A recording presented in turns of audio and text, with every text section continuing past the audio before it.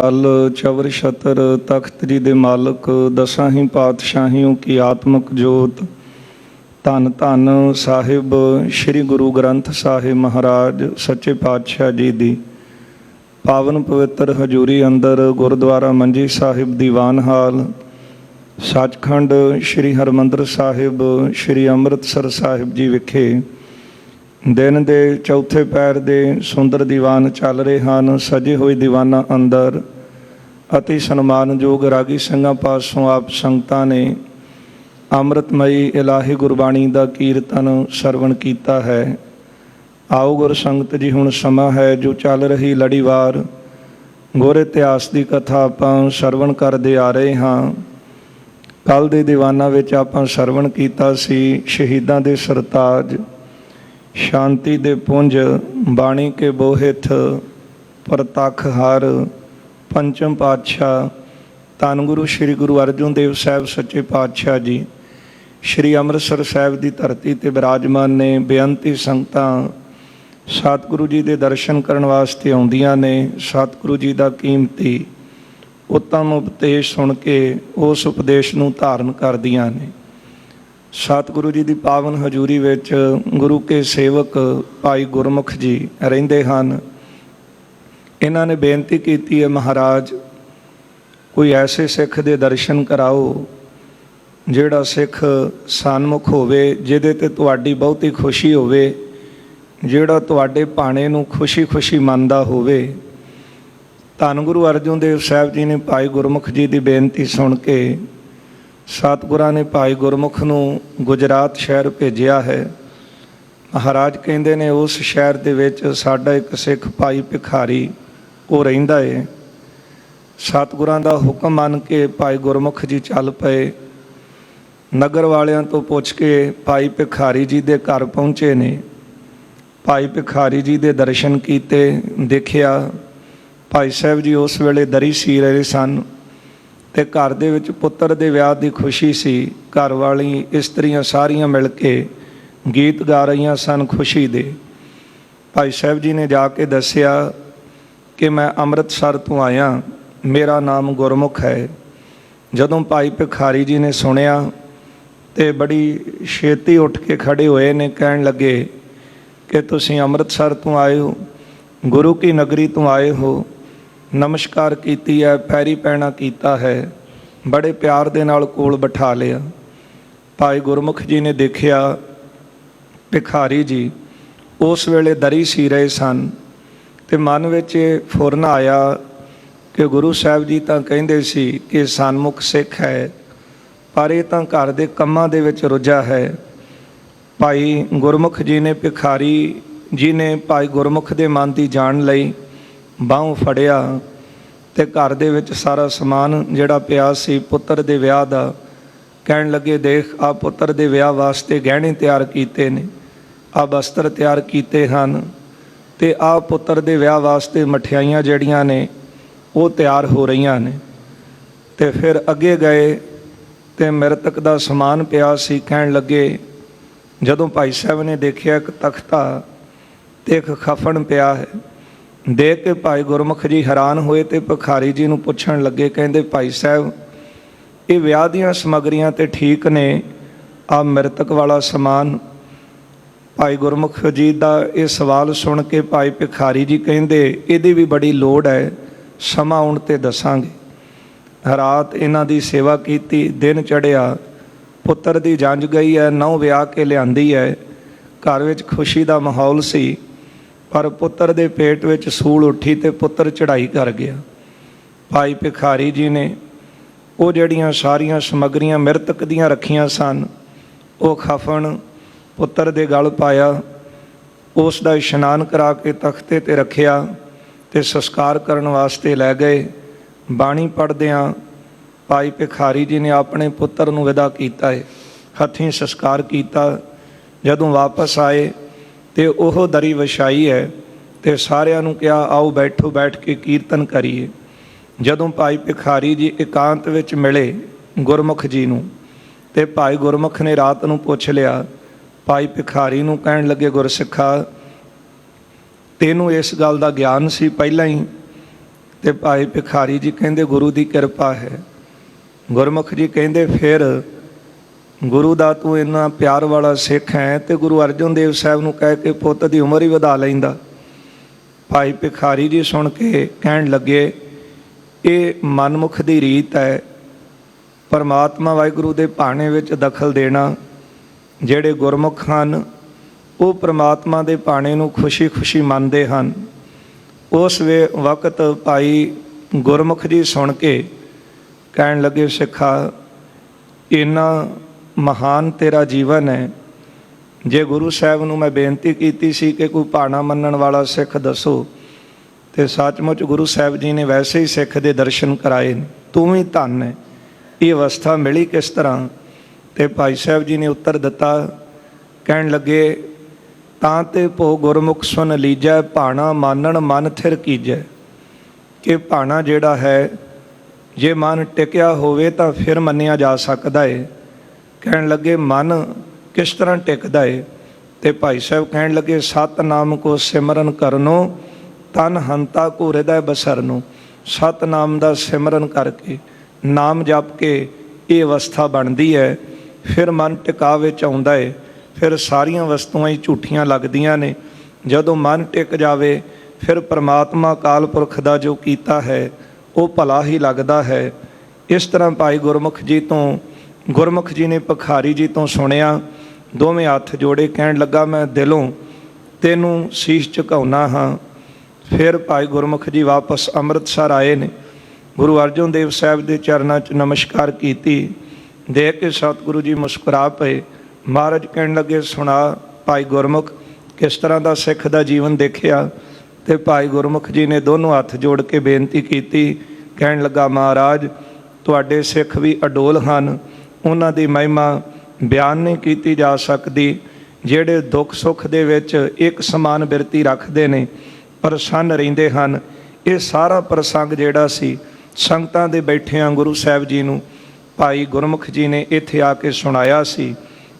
ਸਾਧ ਸੰਗਤ ਇਹ ਜਿਹੜੀ ਰਾਸ ਸੀ ਤੀਸਰੀ ਚੱਲ ਰਹੀ, ਇਹ ਸਮਾਪਤ ਹੋਈ ਸੀ ਕੱਲ੍ਹ।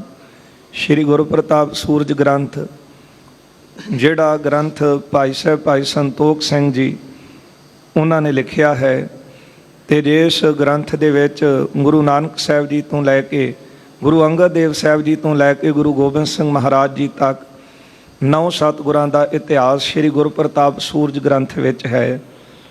ਜਿਹੜਾ ਗੁਰੂ ਨਾਨਕ ਸਾਹਿਬ ਜੀ ਦਾ ਇਤਿਹਾਸ ਹੈ ਉਹ ਸ਼੍ਰੀ ਨਾਨਕ ਪ੍ਰਕਾਸ਼ ਸੋ ਪਹਿਲਾਂ ਆਪਾਂ ਸਰਵਣ ਕੀਤਾ ਹੈ। ਸ਼੍ਰੀ ਗੁਰੂ ਪ੍ਰਤਾਪ ਸੂਰਜ ਗ੍ਰੰਥ ਦਾ ਨਾਮ ਰੱਖਿਆ ਕਿ ਜਿਸ ਗ੍ਰੰਥ ਦੇ ਵਿੱਚ ਗੁਰੂ ਸਾਹਿਬਾਨਾਂ ਦਾ ਜੋ ਇਤਿਹਾਸ ਹੈ ਉਹ ਸੂਰਜ ਦੀ ਤਰ੍ਹਾਂ ਪ੍ਰਕਾਸ਼ਮਾਨ ਹੈ ਤੇ ਚਾਨਣ ਦੇਣ ਵਾਲਾ ਹੈ। ਇਹ ਗ੍ਰੰਥ ਦਾ ਨਾਮ ਹੀ ਐਸਾ ਹੈ।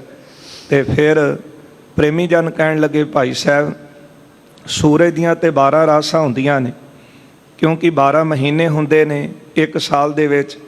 ਤੇ ਇੱਕ ਰਾਸ ਤੋਂ ਦੂਜੀ ਰਾਸ ਵਿੱਚ ਸੂਰਜ ਆਵੇ ਤੇ ਆਪਾਂ ਕਹਿੰਦੇ ਹਾਂ ਸਮੇਂ ਵਿੱਚ ਭਲੀ ਪ੍ਰਕਾਰ ਤਬਦੀਲੀ ਆਵੇ, ਉਹਨੂੰ ਕਿਹਾ ਜਾਂਦਾ ਸੰਕਰਾਂਤ। ਸਮੇਂ ਵਿੱਚ ਭਲੀ ਪ੍ਰਕਾਰ ਤਬਦੀਲੀ ਆਈ, ਜਿਸ ਤਰ੍ਹਾਂ ਮੌਸਮ ਦੇ ਵਿੱਚ ਬਦਲਾਅ ਆਉਂਦਾ ਹੈ ਤੇ ਉਹਨੂੰ ਕਿਹਾ ਜਾਂਦਾ ਸੰਕਰਾਂਤ। ਅਤੇ ਬਾਅਦ ਵਿੱਚ ਸ਼ਬਦ ਬਦਲ ਕੇ ਇਹ ਸੰਗਰਾਂਦ ਬਣਿਆ ਹੈ। ਤੇ ਜਿਸ ਤਰ੍ਹਾਂ ਸਾਲ ਵਿੱਚ 12 ਮਹੀਨੇ ਹੁੰਦੇ ਨੇ, ਇਸੇ ਤਰ੍ਹਾਂ ਇਹ 12 ਰਾਸਾਂ ਹਨ। ਪਹਿਲੀ ਰਾਸ, ਦੂਜੀ, ਤੀਜੀ ਰਾਸ ਸੰਪੂਰਨ ਹੋਈ। 6 ਰੁੱਤਾਂ ਹੁੰਦੀਆਂ ਨੇ। ਅੱਗੇ ਗੁਰੂ ਕਲਗੀਧਰ ਸਾਹਿਬ ਜੀ ਦਾ ਜਿਹੜਾ ਇਤਿਹਾਸ ਆਵੇਗਾ ਉਹ ਰੁੱਤਾਂ ਦੇ ਵਿੱਚ ਹੈ। ਫਿਰ 2 ਐਣ ਹੁੰਦੇ ਨੇ, ਹਨੇਰ ਪੱਖ ਤੇ ਚਾਨਣ ਪੱਖ। ਤੇ ਇਸੇ ਤਰ੍ਹਾਂ ਅੱਗੇ ਫਿਰ ਐਣ ਵੀ ਆਉਣਗੇ ਇਹ ਇਤਿਹਾਸ ਦੀ ਸਮਾਪਤੀ 'ਤੇ। ਸੋ ਹੁਣ ਤੀਜੀ ਰਾਸ ਕੱਲ੍ਹ ਸੰਪੂਰਨ ਹੋਈ ਸੀ। ਆਓ ਗੁਰਸੰਗਤ ਜੀ ਅੱਜ ਚੌਥੀ ਰਾਸ ਜਿਹੜੀ ਹੈ ਸ਼੍ਰੀ ਗੁਰੂ ਪ੍ਰਤਾਪ ਸੂਰਜ ਗ੍ਰੰਥ ਦੀ ਆਰੰਭ ਹੋ ਰਹੀ ਹੈ। ਆਪ ਸਾਰੀਆਂ ਹੀ ਸੰਗਤਾਂ ਦਿਓ ਅਸੀਸ। ਸਾਰੇ ਇੱਕ ਵਾਰ ਰਸਨਾ ਕਰੋ ਪਵਿੱਤਰ, ਪਿਆਰ ਸਤਿਕਾਰ ਸਹਿਤ ਲਵਾਓ ਹਾਜ਼ਰੀਆਂ। ਉਚਾਰਨ ਕਰੋ ਜੀ ਸਤਨਾਮ ਸ਼੍ਰੀ ਵਾਹਿਗੁਰੂ ਸਾਹਿਬ ਜੀ। ਸਤਨਾਮ ਸ਼੍ਰੀ ਵਾਹਿਗੁਰੂ ਸਾਹਿਬ ਜੀ। ਇੱਕ ਓੰਕਾਰ, ਇੱਕ ਅਦਵੈਤ ਸਰੂਪ ਅਕਾਲ ਪੁਰਖ ਪਰਮਾਤਮਾ, ਜਿਹਦੇ ਵਰਗਾ ਹੋਰ ਦੂਜਾ ਕੋਈ ਨਹੀਂ। ਓੰਕਾਰ ਉਹ ਸਾਰਿਆਂ ਦਾ ਪ੍ਰਕਾਸ਼ਕ ਹੈ, ਸਾਰਿਆਂ ਨੂੰ ਰਚਣ ਵਾਲਾ ਹੈ। ਸਤਿਗੁਰ ਪ੍ਰਸਾਦ। ਐਸੇ ਓੰਕਾਰ ਇੱਕ ਪ੍ਰਮਾਤਮਾ ਦੀ ਪ੍ਰਾਪਤੀ ਸਤਿਗੁਰਾਂ ਦੀ ਪ੍ਰਸਾਦ ਕਿਰਪਾ ਦੁਆਰਾ ਹੁੰਦੀ ਹੈ। ਅਥ ਚਤੁਰਥ ਰਾਸ ਵਰਣਨੰ। ਕਵੀ ਰਾਜ ਕਵੀ ਸੰਤੋਖ ਸਿੰਘ ਜੀ ਲਿਖਦੇ ਹਨ, ਅਥ ਹੁਣ ਚਤੁਰਥ ਰਾਸ, ਚੌਥੀ ਜਿਹੜੀ ਰਾਸ ਹੈ ਇਸ ਇਤਿਹਾਸ ਦੀ, ਵਰਣਨੰ ਮੈਂ ਵਰਣਨ ਕਰਦਾ ਹਾਂ। ਚੌਪਈ ਕਰੁਣਾ ਆਕਰ ਕਲਮਲ ਹਰਨਾ। ਸਭ ਤੋਂ ਪਹਿਲਾਂ ਕਵੀ ਜੀ ਨੇ ਜਦੋਂ ਵੀ ਰਾਸ ਆਰੰਭ ਕੀਤੀ ਹੈ ਤੇ 10 ਗੁਰੂ ਸਾਹਿਬਾਨਾਂ ਦਾ ਓਟ ਆਸਰਾ ਲਿਆ ਹੈ।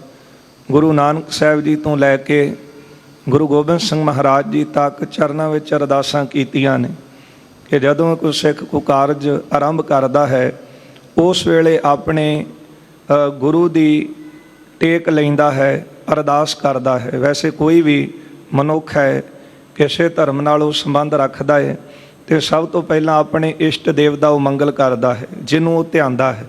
ਇਸ ਲਈ ਕਵੀ ਜੀ ਨੇ ਸਭ ਤੋਂ ਪਹਿਲਾਂ ਗੁਰੂ ਨਾਨਕ ਸਾਹਿਬ ਮਹਾਰਾਜ ਜੀ ਦਾ ਜਸ ਕੀਤਾ ਹੈ, ਉਹਨਾਂ ਦੇ ਚਰਨਾਂ ਵਿੱਚ ਅਰਦਾਸ ਕੀਤੀ ਹੈ। ਆਪ ਨਾਰਾਇਣ ਕਲਾ ਧਾਰ ਜਗ ਮਹਿ ਪਰਵਰਿਓ, ਐਸੇ ਦੀਨ ਦਿਆਲ ਸਤਿਗੁਰੂ ਕਰੁਣਾਕਰ ਕਲਮਲ ਹਰਨਾ। ਕਰੁਣਾ ਦਾ ਅਰਥ ਹੁੰਦਾ ਹੈ ਕਿਰਪਾ, ਆਕਰ ਦਾ ਅਰਥ ਹੁੰਦਾ ਹੈ ਖਾਣ, ਤੁਸੀਂ ਕਿਰਪਾ ਦੀ ਖਾਣ ਹੋ। ਕਲਮਲ ਦਾ ਅਰਥ ਹੁੰਦਾ ਹੈ ਪਾਪ, ਹਰਨਾ ਦਾ ਅਰਥ ਹੁੰਦਾ ਹੈ ਨਾਸ਼ ਕਰਨ ਵਾਲੇ ਹੋ। ਇਹ ਧੰਨ ਗੁਰੂ ਨਾਨਕ ਦੇਵ ਮਹਾਰਾਜ, ਤੁਸੀਂ ਕਿਰਪਾ ਦੀ ਖਾਣ ਹੋ ਤੇ ਸਾਰੇ ਪਾਪਾਂ ਦੇ ਨਾਸ਼ ਕਰਤਾ ਹੋ। ਹਰ ਨਾਮਾ ਚਿਤ ਨੀਤ ਸਿਮਰਨਾ। ਅਤੇ ਆਪ ਜੀ ਨੇ ਇਹ ਉਪਦੇਸ਼ ਦਿੱਤਾ ਹੈ ਸਿੱਖਾਂ ਨੂੰ ਕਿ ਨਿਤਾ ਪ੍ਰਤੀ ਗੁਰਸਿੱਖੋ, ਤੁਸੀਂ ਆਪਣੇ ਚਿੱਤ ਦੇ ਵਿੱਚ ਹਰੀ ਨਾਮ, ਅਕਾਲ ਪੁਰਖ ਪਰਮੇਸ਼ਰ ਵਾਹਿਗੁਰੂ ਦੇ ਨਾਮ ਦਾ ਸਿਮਰਨ ਕਰੋ।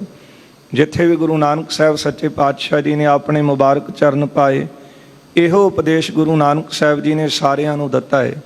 ਇਤਿਹਾਸ ਪੜ੍ਹਦੇ ਹਾਂ, ਕਿਸੇ ਮੱਤ ਵਾਲੇ ਕੋਲ ਗਏ, ਕਿਸੇ ਵਰਨ ਵਾਲੇ ਕੋਲ ਗਏ, ਉਹਨੂੰ ਜਾ ਕੇ ਸਮਝਾਇਆ ਕਿ ਪੁਰਖਾ ਇਹ ਮਨੁੱਖਾ ਜਨਮ ਬੜਾ ਕੀਮਤੀ ਹੈ, ਇਹਨੂੰ ਈਰਖਾ ਵਿੱਚ ਵਕਾਰਾਂ ਦੇ ਵਿੱਚ ਖਰਾਬ ਨਾ ਕਰੀਏ। ਪਰਮਾਤਮਾ ਦਾ ਨਾਮ ਜਪ ਕੇ ਇਹ ਮਨੁੱਖਾ ਜਨਮ ਨੂੰ ਸਫਲਾ ਕਰ ਲਈ। ਇਹ ਗੁਰੂ ਨਾਨਕ ਸਾਹਿਬ ਜੀ ਨੇ ਸਿੱਖਿਆ ਦਿੱਤੀ ਹੈ। ਬਾਬੇ ਤਾਰੇ ਚਾਰ ਚੱਕ 9 ਖੰਡ ਪ੍ਰਿਥਵੀ ਸੱਚਾ ਢੋਆ, ਤੇ 4 ਕੁੰਟਾਂ ਦੇ ਵਿੱਚ ਗੁਰੂ ਨਾਨਕ ਸਾਹਿਬ ਜੀ ਨੇ ਸਤਨਾਮ ਪੜ੍ਹ ਮੰਤਰ ਸੁਣਾਇਆ। ਸਾਰਿਆਂ ਨੂੰ ਇਹੋ ਗੁਰੂ ਨਾਨਕ ਸਾਹਿਬ ਜੀ ਨੇ ਉਪਦੇਸ਼ ਦਿੱਤਾ ਹੈ ਕਿ ਭਾਈ ਆਪਣੇ ਚਿੱਤ ਦੇ ਵਿੱਚੋਂ ਕਦੇ ਵੀ ਨਾਮ ਨੂੰ ਨਾ ਭੁੱਲਣ ਦਿਓ। ਜੇ ਗੁਰੂ ਸਾਹਿਬ ਦੀ ਕੋਈ ਸੇਵਾ ਕਰਦਾ ਉਹਦੇ ਤੇ ਗੁਰੂ ਨਾਨਕ ਸਾਹਿਬ ਜੀ ਦੀ ਬਹੁਤੀ ਖੁਸ਼ੀ ਹੁੰਦੀ ਤੇ ਗੁਰੂ ਸਾਹਿਬ ਉਹਨੂੰ ਇਹ ਅਸੀਸ ਦਿੰਦੇ ਪ੍ਰਸੰਨ ਹੋ ਕੇ ਕਿ ਤੈਨੂੰ ਕਰਤਾਰ ਚੇਤੇ ਆਵੇ। ਤੇ ਕਈ ਵਾਰੀ ਭਾਈ ਬਾਲਾ ਜੀ ਤੇ ਭਾਈ ਮਰਦਾਨਾ ਜੀ, ਜਦੋਂ ਇਹਨਾਂ ਤੇ ਗੁਰੂ ਨਾਨਕ ਸਾਹਿਬ ਜੀ ਨੇ ਤੁਰਠਣਾ, ਪ੍ਰਸੰਨ ਹੋਣਾ, ਤੇ ਸਭ ਤੋਂ ਵੱਡੀ ਗੁਰੂ ਨਾਨਕ ਸਾਹਿਬ ਜੀ ਦੇ ਘਰ ਦੀ ਅਸੀਸ ਸੀ ਕਿ ਤੈਨੂੰ ਕਰਤਾਰ ਚੇਤੇ ਆਵੇ। ਇਹ ਹਰ ਰੋਜ਼ ਗੁਰੂ ਕਾ ਸਿੱਖ ਗੁਰੂ ਚਰਨਾਂ ਵਿੱਚ ਅਰਦਾਸ ਵੀ ਕਰਦਾ ਹੈ, ਦਾਤਾ ਜੀ ਕਿਰਪਾ ਕਰਿਓ ਵਿਸਰ ਨਾਹੀ ਦਾਤਾਰ, ਆਪਣਾ ਨਾਮ ਦੇਹੋ ਗੁਣ ਗਾਵਾਂ ਦਿਨ ਰਾਤ, ਨਾਨਕ ਚਾਉ ਇਹੋ। ਇਹੋ ਗੁਰੂ ਨਾਨਕ ਸਾਹਿਬ ਜੀ ਨੇ ਸਿੱਖਿਆ ਦਿੱਤੀ ਹੈ।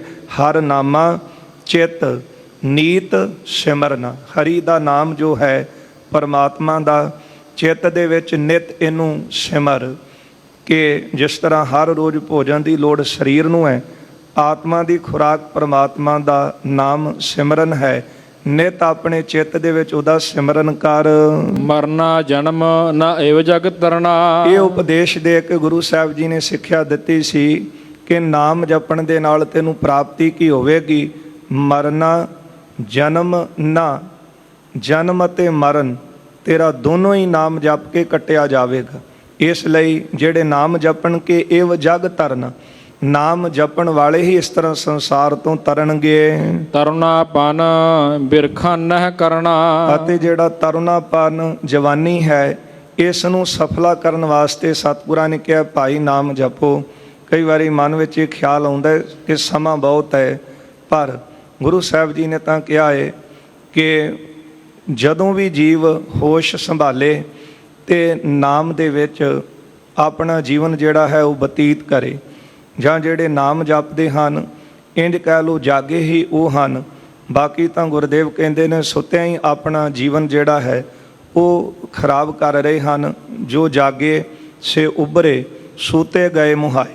ਜਿਹੜੇ ਜਾਗ ਪਏ ਨਾਮ ਜਪਣ ਵਾਲੇ ਸਨ, ਉਹ ਜਾਗੇ ਹਨ ਤੇ ਬਾਕੀ ਸੁੱਤਿਆਂ ਹੀ ਅਵਿਦਿਆ ਦੀ ਨੀਂਦ ਵਿੱਚ ਆਪਣਾ ਸਮਾਂ ਬਤੀਤ ਕਰ ਦਿੰਦੇ ਨੇ। ਗੁਰੂ ਸਾਹਿਬ ਜੀ ਨੇ ਉਪਦੇਸ਼ ਦਿੱਤਾ ਹੈ ਕਿ ਭਾਈ ਇਸ ਜਨਮ ਨੂੰ ਸਫਲਾ ਕਰੋ ਤੇ ਬਾਲਪਨ ਵਿੱਚ ਵੀ ਜਿਹੜਾ ਹੈ ਨਾਮ ਜਪ ਕੇ ਇਹਨੂੰ ਸਫਲਾ ਕਰ ਲਈਏ। ਜਿਸ ਤਰ੍ਹਾਂ 5 ਬਰਕ ਕੋ ਅਨਾਥ ਧਰੂ ਬਾਰਕ ਹਰ ਸਿਮਰਤ ਅਮਰ ਅਟਾਰੇ। ਜਿਹੜੇ ਜਾਗੇ ਉਹ ਤਾਂ 5 ਸਾਲਾਂ ਦੀ ਉਮਰ ਵਿੱਚ ਵੀ ਜਾਗ ਪਏ, ਭਗਤ ਪ੍ਰਹਿਲਾਦ ਜੀ, ਭਗਤ ਧਰੂ ਜੀ। ਤੇ ਜਿਹੜੇ ਨਹੀਂ ਜਾਗੇ ਉਹ ਸਾਰੀ ਉਮਰ ਉਹਨਾਂ ਨੇ ਵਕਾਰਾਂ ਦੇ ਵਿੱਚ ਖਰਾਬ ਕਰ ਦਿੱਤੀ। ਅੱਜ ਵੀ ਦੇਖੀਦਾ ਹੈ ਪਿੰਡਾਂ ਦੇ ਚੌਂਕਾਂ ਦੇ ਵਿੱਚ ਬੈਠ ਕੇ, ਬੋੜਾਂ ਥੱਲੇ ਬੈਠ ਕੇ ਤਾਸ਼ ਖੇਡਦੇ ਹਨ ਤੇ ਸਾਰਾ ਦਿਨ ਇਸ ਤਰ੍ਹਾਂ ਤੇ ਬਤੀਤ ਕਰ ਸਕੀਦਾ ਹੈ। ਪਰ ਜੇ ਕਹੀਏ ਸੰਗਤ ਵਿੱਚ ਆ ਕੇ ਕੁਝ ਘੜੀ ਬੈਠ ਜਾਈਏ, ਸੇਵਾ ਕਰਕੇ ਆਪਣਾ ਸਮਾਂ ਸਫਲਾ ਕਰ ਲਈਏ, ਉਹ ਕਰਨਾ ਔਖਾ ਹੈ।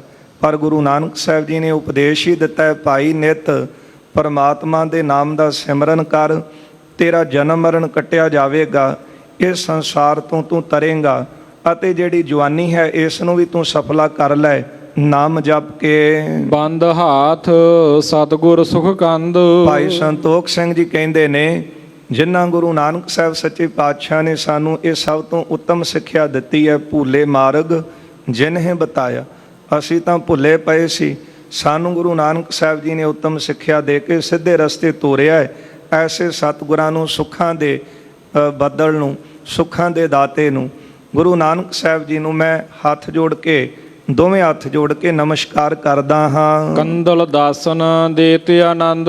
ਜੋ ਸਤਿਗੁਰੂ ਜੀ ਆਪਣੇ ਦਾਸਾਂ ਦੇ ਦੁੱਖਾਂ ਨੂੰ ਨਾਸ਼ ਕਰਨ ਵਾਲੇ ਨੇ, ਆਨੰਦ ਦੇਣ ਵਾਲੇ ਹਨ। ਨੰਦਨ ਕਾਲੂ ਕੇਰ ਮੁਕੰਦ। ਜਿਨ੍ਹਾਂ ਸਤਿਗੁਰਾਂ ਦਾ ਬਾਬਾ ਕਾਲੂ ਜੀ ਦੇ ਗ੍ਰਹਿ ਵਿਖੇ, ਮਹਿਤਾ ਕਲਿਆਣ ਚੰਦ ਜੀ ਦੇ ਗ੍ਰਹਿ ਵਿਖੇ ਆਗਮਨ ਹੋਇਆ ਅਤੇ ਮੁਕੰਦ ਮੁਕਤੀ ਦੇ ਦਾਤੇ ਹਨ। ਕੰਦਨ ਬਿਗਨ ਸਦਾ ਜਗ ਬੰਦ। ਬਿਗਨਾਂ ਨੂੰ ਕੰਦਨ ਕੱਟਣ ਵਾਲੇ ਨੇ, ਸਦਾ ਜਗ ਬੰਦ ਤੇ ਸਦਾ ਹੀ ਜਗਤ ਦੇ ਪੂਜਣ ਯੋਗ ਹਨ।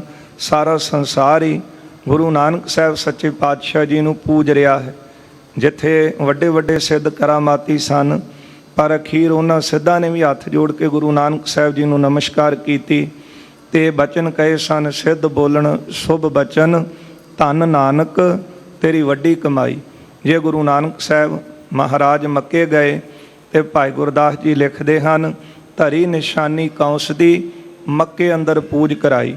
ਗੁਰੂ ਨਾਨਕ ਸਾਹਿਬ ਜੀ ਤੋਂ ਸਿੱਖਿਆ ਲੈ ਕੇ ਨਾ ਉਹਨਾਂ ਨੇ ਫਿਰ ਜਦੋਂ ਮਹਾਰਾਜ ਚੱਲਣ ਲੱਗੇ ਤੇ ਬੇਨਤੀ ਕੀਤੀ, ਬਾਬਾ ਜੀ ਆਪਣੀ ਯਾਦ ਵਜੋਂ ਸਾਨੂੰ ਇੱਕ ਖੜਾਂ ਹੀ ਬਖਸ਼ ਦਿਓ ਕਿ ਅਸੀਂ ਉਹ ਖੜਾਂ ਇੱਥੇ ਰੱਖ ਕੇ ਤੇ ਸਦਾ ਤੁਹਾਨੂੰ ਯਾਦ ਕਰ ਸਕੀਏ, ਤੁਹਾਡੇ ਉਪਦੇਸ਼ ਨੂੰ ਯਾਦ ਕਰ ਸਕੀ। ਜਦੋਂ ਕੋਈ ਪ੍ਰੇਮੀ ਕਿਤੇ ਵਿਛੜਨ ਲੱਗਦਾ ਹੈ, ਸਰੀਰ ਕਰਕੇ ਵਿਛੋੜਾ ਪੈਂਦਾ ਹੈ ਤੇ ਕੁਝ ਨਾ ਕੁਝ ਪ੍ਰੇਮੀ ਜਨ ਨੂੰ ਉਹ ਤੋਂ ਮੰਗਦਾ ਹੈ ਕਿ ਮੈਨੂੰ ਕੁਝ ਦੇ ਕੇ ਜਾ। ਉਹਦਾ ਭਾਵ ਕਿ ਮੇਰੇ ਅੰਦਰ ਤੇਰੀ ਯਾਦ ਬਣੀ ਰਹੇ।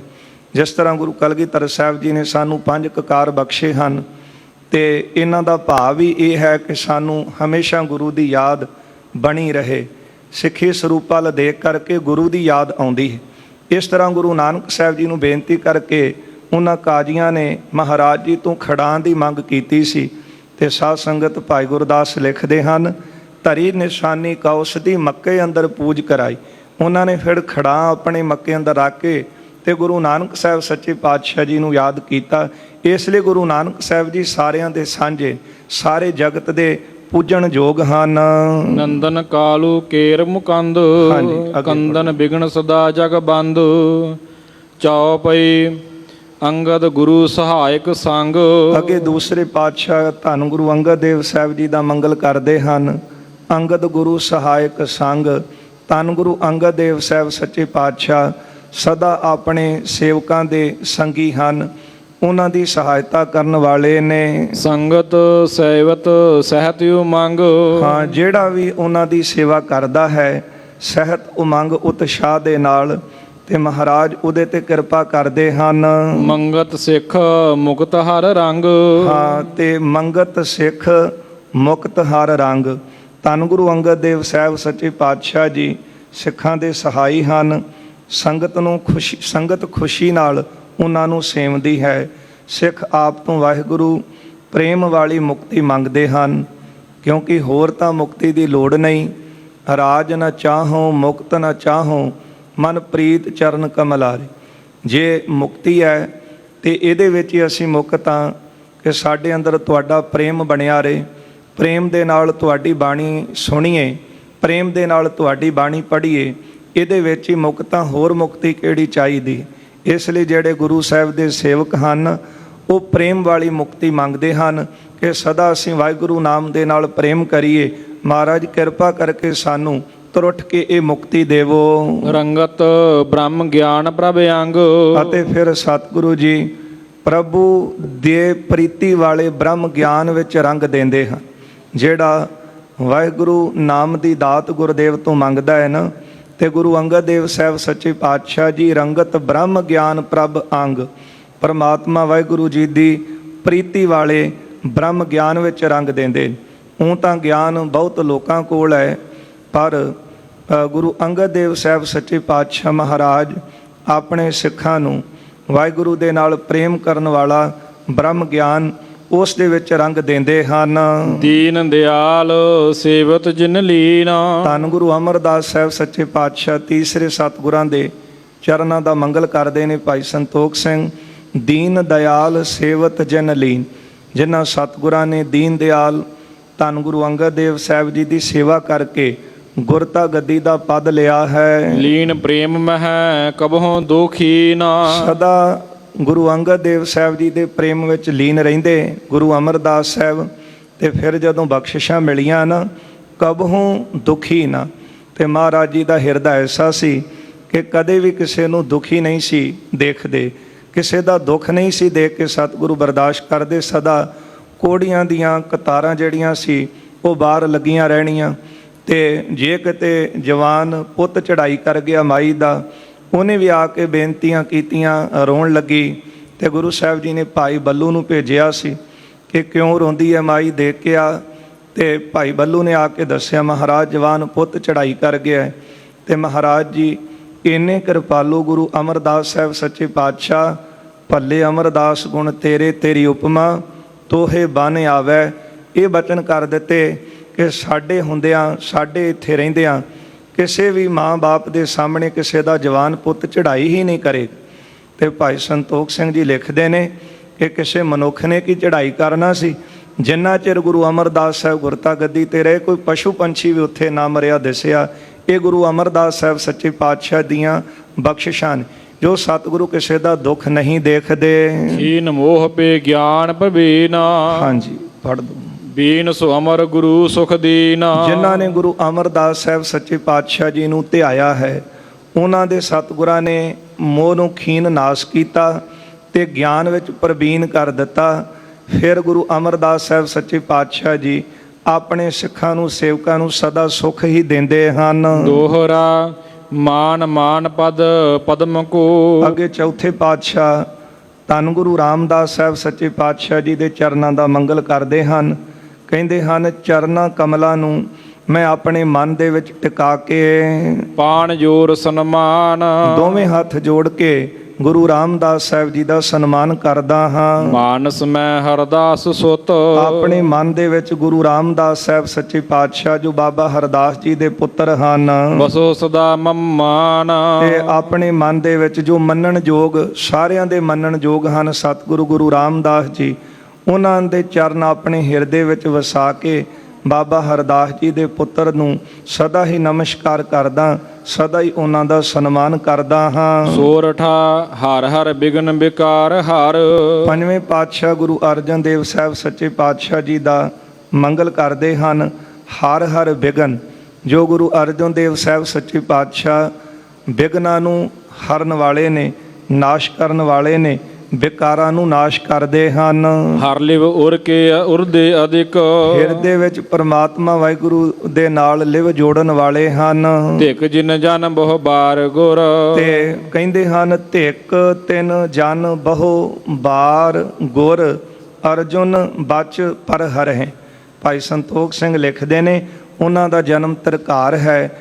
ਜਿਨ੍ਹਾਂ ਨੇ ਗੁਰੂ ਅਰਜਨ ਦੇਵ ਸਾਹਿਬ ਜੀ ਦੇ ਬਚਨਾਂ ਨੂੰ ਆਪਣੇ ਚਿੱਤ ਵਿੱਚ ਨਹੀਂ ਲਿਆਂਦਾ, ਜਿਨ੍ਹਾਂ ਨੇ ਗੁਰੂ ਅਰਜਨ ਦੇਵ ਸਾਹਿਬ ਦੇ ਬਚਨਾਂ ਨੂੰ ਨਹੀਂ ਮੰਨਿਆ, ਉਹਨਾਂ ਦਾ ਜਨਮ ਤਰਕਾਰ ਹੈ। ਸੁੰਦਰ ਸੁਬਤ ਬਿਲੰਦ ਮਾਦਨਾ। ਛੇਵੇਂ ਪਾਤਸ਼ਾਹ ਗੁਰੂ ਹਰਗੋਬਿੰਦ ਸਾਹਿਬ ਮੇਰੀ ਪੀਰੀ ਦੇ ਮਾਲਕ, ਉਹਨਾਂ ਦੇ ਚਰਨਾਂ ਦਾ ਮੰਗਲ ਕਰਦੇ ਨੇ। ਧੰਨ ਗੁਰੂ ਹਰਗੋਬਿੰਦ ਸਾਹਿਬ ਜੀ ਸੁੰਦਰ ਸ਼ੁਭਤ ਬਿਲੰਦ। ਸਤਿਗੁਰੂ ਬਹੁਤਾ ਹੀ ਮਹਾਰਾਜ ਜੀ ਦਾ ਸੁੰਦਰ ਸਰੂਪ ਹੈ ਤੇ ਸੁੰਦਰ ਸ਼ੋਭਾ ਜਿਹੜੀ ਉਹਨਾਂ ਦੀ ਸ਼ੋਭ ਰਹੀ ਹੈ। ਰਹਿਓ ਮਨ ਮਦਨ ਕੀ। ਹਾਂ, ਤੇ ਫਿਰ ਜਿਹੜਾ ਕਾਮਦੇਵ ਹੈ ਨਾ, ਉਹ ਵੀ ਗੁਰੂ ਹਰਗੋਬਿੰਦ ਸਾਹਿਬ ਜੀ ਦੇ ਸਰੂਪ ਦੀ ਸ਼ੋਭਾ ਦੇਖ ਕਰਕੇ ਤੇ ਮਨ ਦੇ ਵਿੱਚ ਬਹੁਤ ਜਿਹੜਾ ਸ਼ਰਮਿੰਦਾ ਹੋ ਰਿਹਾ ਕਿ ਮੈਂ ਇੰਨਾ ਸੋਹਣਾ, ਪਰ ਗੁਰੂ ਹਰਗੋਬਿੰਦ ਸਾਹਿਬ ਸੱਚੇ ਪਾਤਸ਼ਾਹ ਜੀ ਦੇ ਚਿਹਰੇ ਦਾ ਜੋ ਨੁਹਾਰ ਹੈ, ਚਿਹਰੇ ਦੀ ਜੋ ਸ਼ੋਭਾ ਹੈ, ਉਹਨੂੰ ਦੇਖ ਕਰਕੇ ਤਾਂ ਕਾਮਦੇਵ ਵੀ ਲੱਜਤ ਹੋ ਜਾਂਦਾ ਹੈ। ਸ੍ਰੀ ਹਰਗੋਬਿੰਦ ਚੰਦ। ਧੰਨ ਗੁਰੂ ਹਰਗੋਬਿੰਦ ਸਾਹਿਬ ਜੀ ਦਾ ਜਿਹੜਾ ਮੁਖੜਾ ਹੈ ਚੰਦ ਬਦਨ, ਤੇ ਮਹਾਰਾਜ ਜੀ ਦਾ ਮੁਖੜਾ ਚੰਦਰਮਾ ਵਰਗਾ ਬਹੁਤ ਸੁੰਦਰ ਹੈ। ਬੰਦਨ ਪਦ ਦੁਤ ਸਦਨ ਕੇ। ਪਦ ਦੁੱਤ ਸਦਨ ਕੇ। ਅਤੇ ਗੁਰੂ ਹਰਗੋਬਿੰਦ ਸਾਹਿਬ ਸੱਚੇ ਪਾਤਸ਼ਾਹ ਮਹਾਰਾਜ ਜੀ ਸ਼ੋਭਾ ਦੇ ਘਰ ਹਨ, ਸਦਨ ਘਰ ਹਨ, ਦੁੱਤ ਸ਼ੋਭਾ ਦੇ।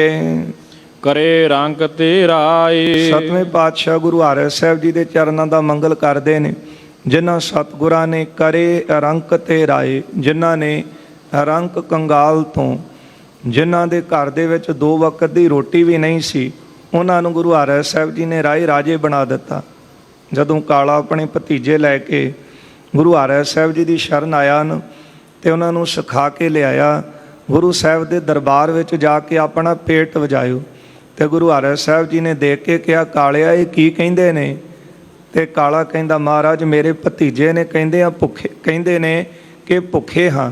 ਮਹਾਰਾਜ ਕਿਰਪਾ ਕਰੋ, ਇਹਨਾਂ ਦੇ ਸਿਰ ਤੇ ਮਾਂ-ਬਾਪ ਦਾ ਸਾਇਆ ਨਹੀਂ, ਮਹਾਰਾਜ ਤੁਸੀਂ ਹੱਥ ਰੱਖੋ। ਤੇ ਗੁਰੂ ਸਾਹਿਬ ਜੀ ਨੇ ਕਿਹਾ, ਕਾਲਿਆ ਜਿਹੜੇ ਪੇਟ ਵਜਾਉਂਦੇ ਕਹਿੰਦੇ ਨੇ ਭੁੱਖੇ ਹਾਂ, ਆਉਣ ਵਾਲੇ ਸਮੇਂ ਵਿੱਚ ਇਹ ਰਾਜ ਕਰਨਗੇ, ਇਹ ਰਾਜੇ ਹੋਣਗੇ, ਫੂਲ ਅਤੇ ਸੰਦਲ। ਮਹਾਰਾਜ ਕਹਿੰਦੇ ਇਹਨਾਂ ਦੇ ਘੋੜੇ ਜਿਹੜੇ ਜਮਨਾ ਪਾਰ ਪਾਣੀ ਪੀਆ ਕਰਨਗੇ, ਇੰਨਾ ਵੱਡਾ ਇਹਨਾਂ ਦਾ ਰਾਜ ਹੋਵੇਗਾ। ਐਸੇ ਹਨ ਗੁਰੂ ਹਰਿ ਸਾਹਿਬ, ਕਰੇ ਰੰਕ ਤੇ ਰਾਏ, ਜਿਨ੍ਹਾਂ ਨੇ ਰੰਕ ਕੰਗਾਲ ਤੋਂ ਰਾਜੇ ਬਣਾ ਦਿੱਤਾ। ਸੇਵਕ ਸੇਵਤ ਪਾਸ ਜੀ। ਜਿਹੜਾ ਗੁਰੂ ਸਾਹਿਬ ਜੀ ਦੇ ਕੋਲ ਰਹਿ ਕੇ ਸੇਵਾ ਕਰਦਾ, ਮਹਾਰਾਜ ਉਹਨੂੰ ਫਿਰ ਬਾਦਸ਼ਾਹੀਆਂ ਬਖਸ਼ਦੇ ਹਨ। ਸ੍ਰੀ ਸਤਿਗੁਰ ਹਰਿ ਰਾਏ। ਐਸੇ ਹਨ ਦੀਨ ਦਿਆਲ ਸਤਿਗੁਰੂ ਗੁਰੂ ਹਰਿ ਸਾਹਿਬ ਜੀ। ਹਤੀ ਦੁਖਦ ਜਮ ਪਾਸ ਜੀ। ਹਤੀ ਦੁਖਦ ਜਮ ਪਾਸ ਜੀ। ਤੇ ਜਿਹੜਾ ਜਮਾਂ ਤੋਂ ਮਿਲਣ ਵਾਲਾ ਦੁੱਖ ਸੀ ਨਾ, ਜਮਾਂ ਦੀ ਫਾਹੀ, ਉਹਨੂੰ ਹੀ ਸਤਿਗੁਰੂ ਗੁਰੂ ਹਰਿ ਸਾਹਿਬ ਜੀ ਕੱਟਣ ਵਾਲੇ ਹਨ। ਦੇਹ ਅਵਸਥਾ ਬਾਲ। ਹਾਂਜੀ, ਅੱਗੇ ਸਤਿਗੁਰੂ ਗੁਰੂ ਹਰਿਕ੍ਰਿਸ਼ਨ ਸਾਹਿਬ ਜੀ ਦਾ ਮੰਗਲ ਕਰਦੇ ਨੇ ਭਾਈ ਸਾਹਿਬ, ਕਹਿੰਦੇ ਨੇ ਦੇਹ ਅਵਸਥਾ ਬਾਲ। ਜਿਨ੍ਹਾਂ ਗੁਰੂ ਹਰਿਕ੍ਰਿਸ਼ਨ ਸਾਹਿਬ ਸੱਚੇ ਪਾਤਸ਼ਾਹ ਦੀ ਜਿਹੜੀ ਅਵਸਥਾ ਸੀ, ਉਹ ਬਾਲ ਅਵਸਥਾ ਹੈ। ਜਦੋਂ ਮਹਾਰਾਜ ਗੁਰਤਾ ਗੱਦੀ ਤੇ ਬਿਰਾਜਮਾਨ ਹੋਏ ਨੇ, 5 ਸਾਲ ਤੇ ਕੁਝ ਮਹੀਨੇ ਦੇ ਸਨ ਸਤਿਗੁਰੂ, ਜਦੋਂ 8ਵੇਂ ਪਾਤਸ਼ਾਹ ਗੁਰੂ ਹਰਿਕ੍ਰਿਸ਼ਨ ਸਾਹਿਬ ਜੀ ਗੁਰਤਾ ਗੱਦੀ ਤੇ ਬਿਰਾਜਮਾਨ ਹੋਏ, ਜਿਨ੍ਹਾਂ ਦੀ ਅਵਸਥਾ ਬਾਲ ਅਵਸਥਾ ਸੀ ਦੇਹ ਦੀ। ਬੜੇ ਗੁਣਨ ਮਹਿ ਅਵਤਰੇ। ਪਰ ਗੁਣਾਂ ਵਿੱਚ ਸਤਿਗੁਰੂ ਜੀ ਬਹੁਤ ਵੱਡੇ ਹਨ, ਬੜੇ ਮਹਾਨ ਨੇ। ਸ਼ੰਕਾ ਕੀਤਾ ਸੀ ਪੰਡਤ ਨੇ ਕਿ ਨਾਮ ਇੰਨਾ ਵੱਡਾ, ਉਮਰ ਇੰਨੀ ਛੋਟੀ, ਤੇ ਗੁਰੂ ਹਰਿਕ੍ਰਿਸ਼ਨ ਸਾਹਿਬ ਜੀ ਨੇ ਕਿਰਪਾ ਕੀਤੀ, ਉਸ ਛੱਜੂ ਝੀਵਰ ਦੇ ਕੋਲੋਂ ਅਰਥ ਕਰਾ ਕੇ ਤੇ ਉਸ ਪੰਡਤ ਦਾ ਮਾਣ ਦੂਰ ਕਰ ਦਿੱਤਾ ਸੀ। ਜੇ ਪੰਡਤਾਂ ਨੇ ਈਰਖਾਵਸ ਹੋ ਕੇ ਕਿਸੇ ਕੋੜੀ ਨੂੰ ਅੱਗੇ ਲੈ ਆਂਦਾ, ਤੇ ਗੁਰੂ ਹਰਿਕ੍ਰਿਸ਼ਨ ਸਾਹਿਬ ਜੀ ਨੇ ਆਪਣੇ ਮੁਬਾਰਕ ਹਸਤ ਕਮਲਾਂ ਦੇ ਨਾਲ ਰੁਮਾਲ ਦੇ ਕੇ ਉਸ ਦੇ ਨਾਲ ਹੀ ਉਹਦੇ ਕੋੜ ਦਾ ਰੋਗ ਦੂਰ ਕਰ ਦਿੱਤਾ ਸੀ। ਜੇ ਕਿਤੇ ਜਿਹੜਾ ਰਾਜਾ ਸੀ, ਉਸ ਵੇਲੇ ਮਹਾਰਾਜ ਨੂੰ ਘਰੇ ਲੈ ਕੇ ਗਿਆ ਰਾਜਾ ਜੈ ਸਿੰਘ, ਤੇ ਉਹਨੇ, ਕਿਉਂਕਿ ਔਰੰਗਜ਼ੇਬ ਨੇ ਕਿਹਾ ਸੀ ਕਿ ਤੂੰ ਪਰਖ ਵੀ ਕੀਤੀ ਹੈ, ਜਿਸ ਤਰ੍ਹਾਂ ਰਾਮ ਰਾਏ ਵਿੱਚ ਇੰਨੀਆਂ ਕਰਾਮਾਤਾਂ ਨੇ, ਕੋਈ ਕਰਾਮਾਤ ਉਹਨਾਂ ਦੀ ਦੇਖੀ ਹੈ?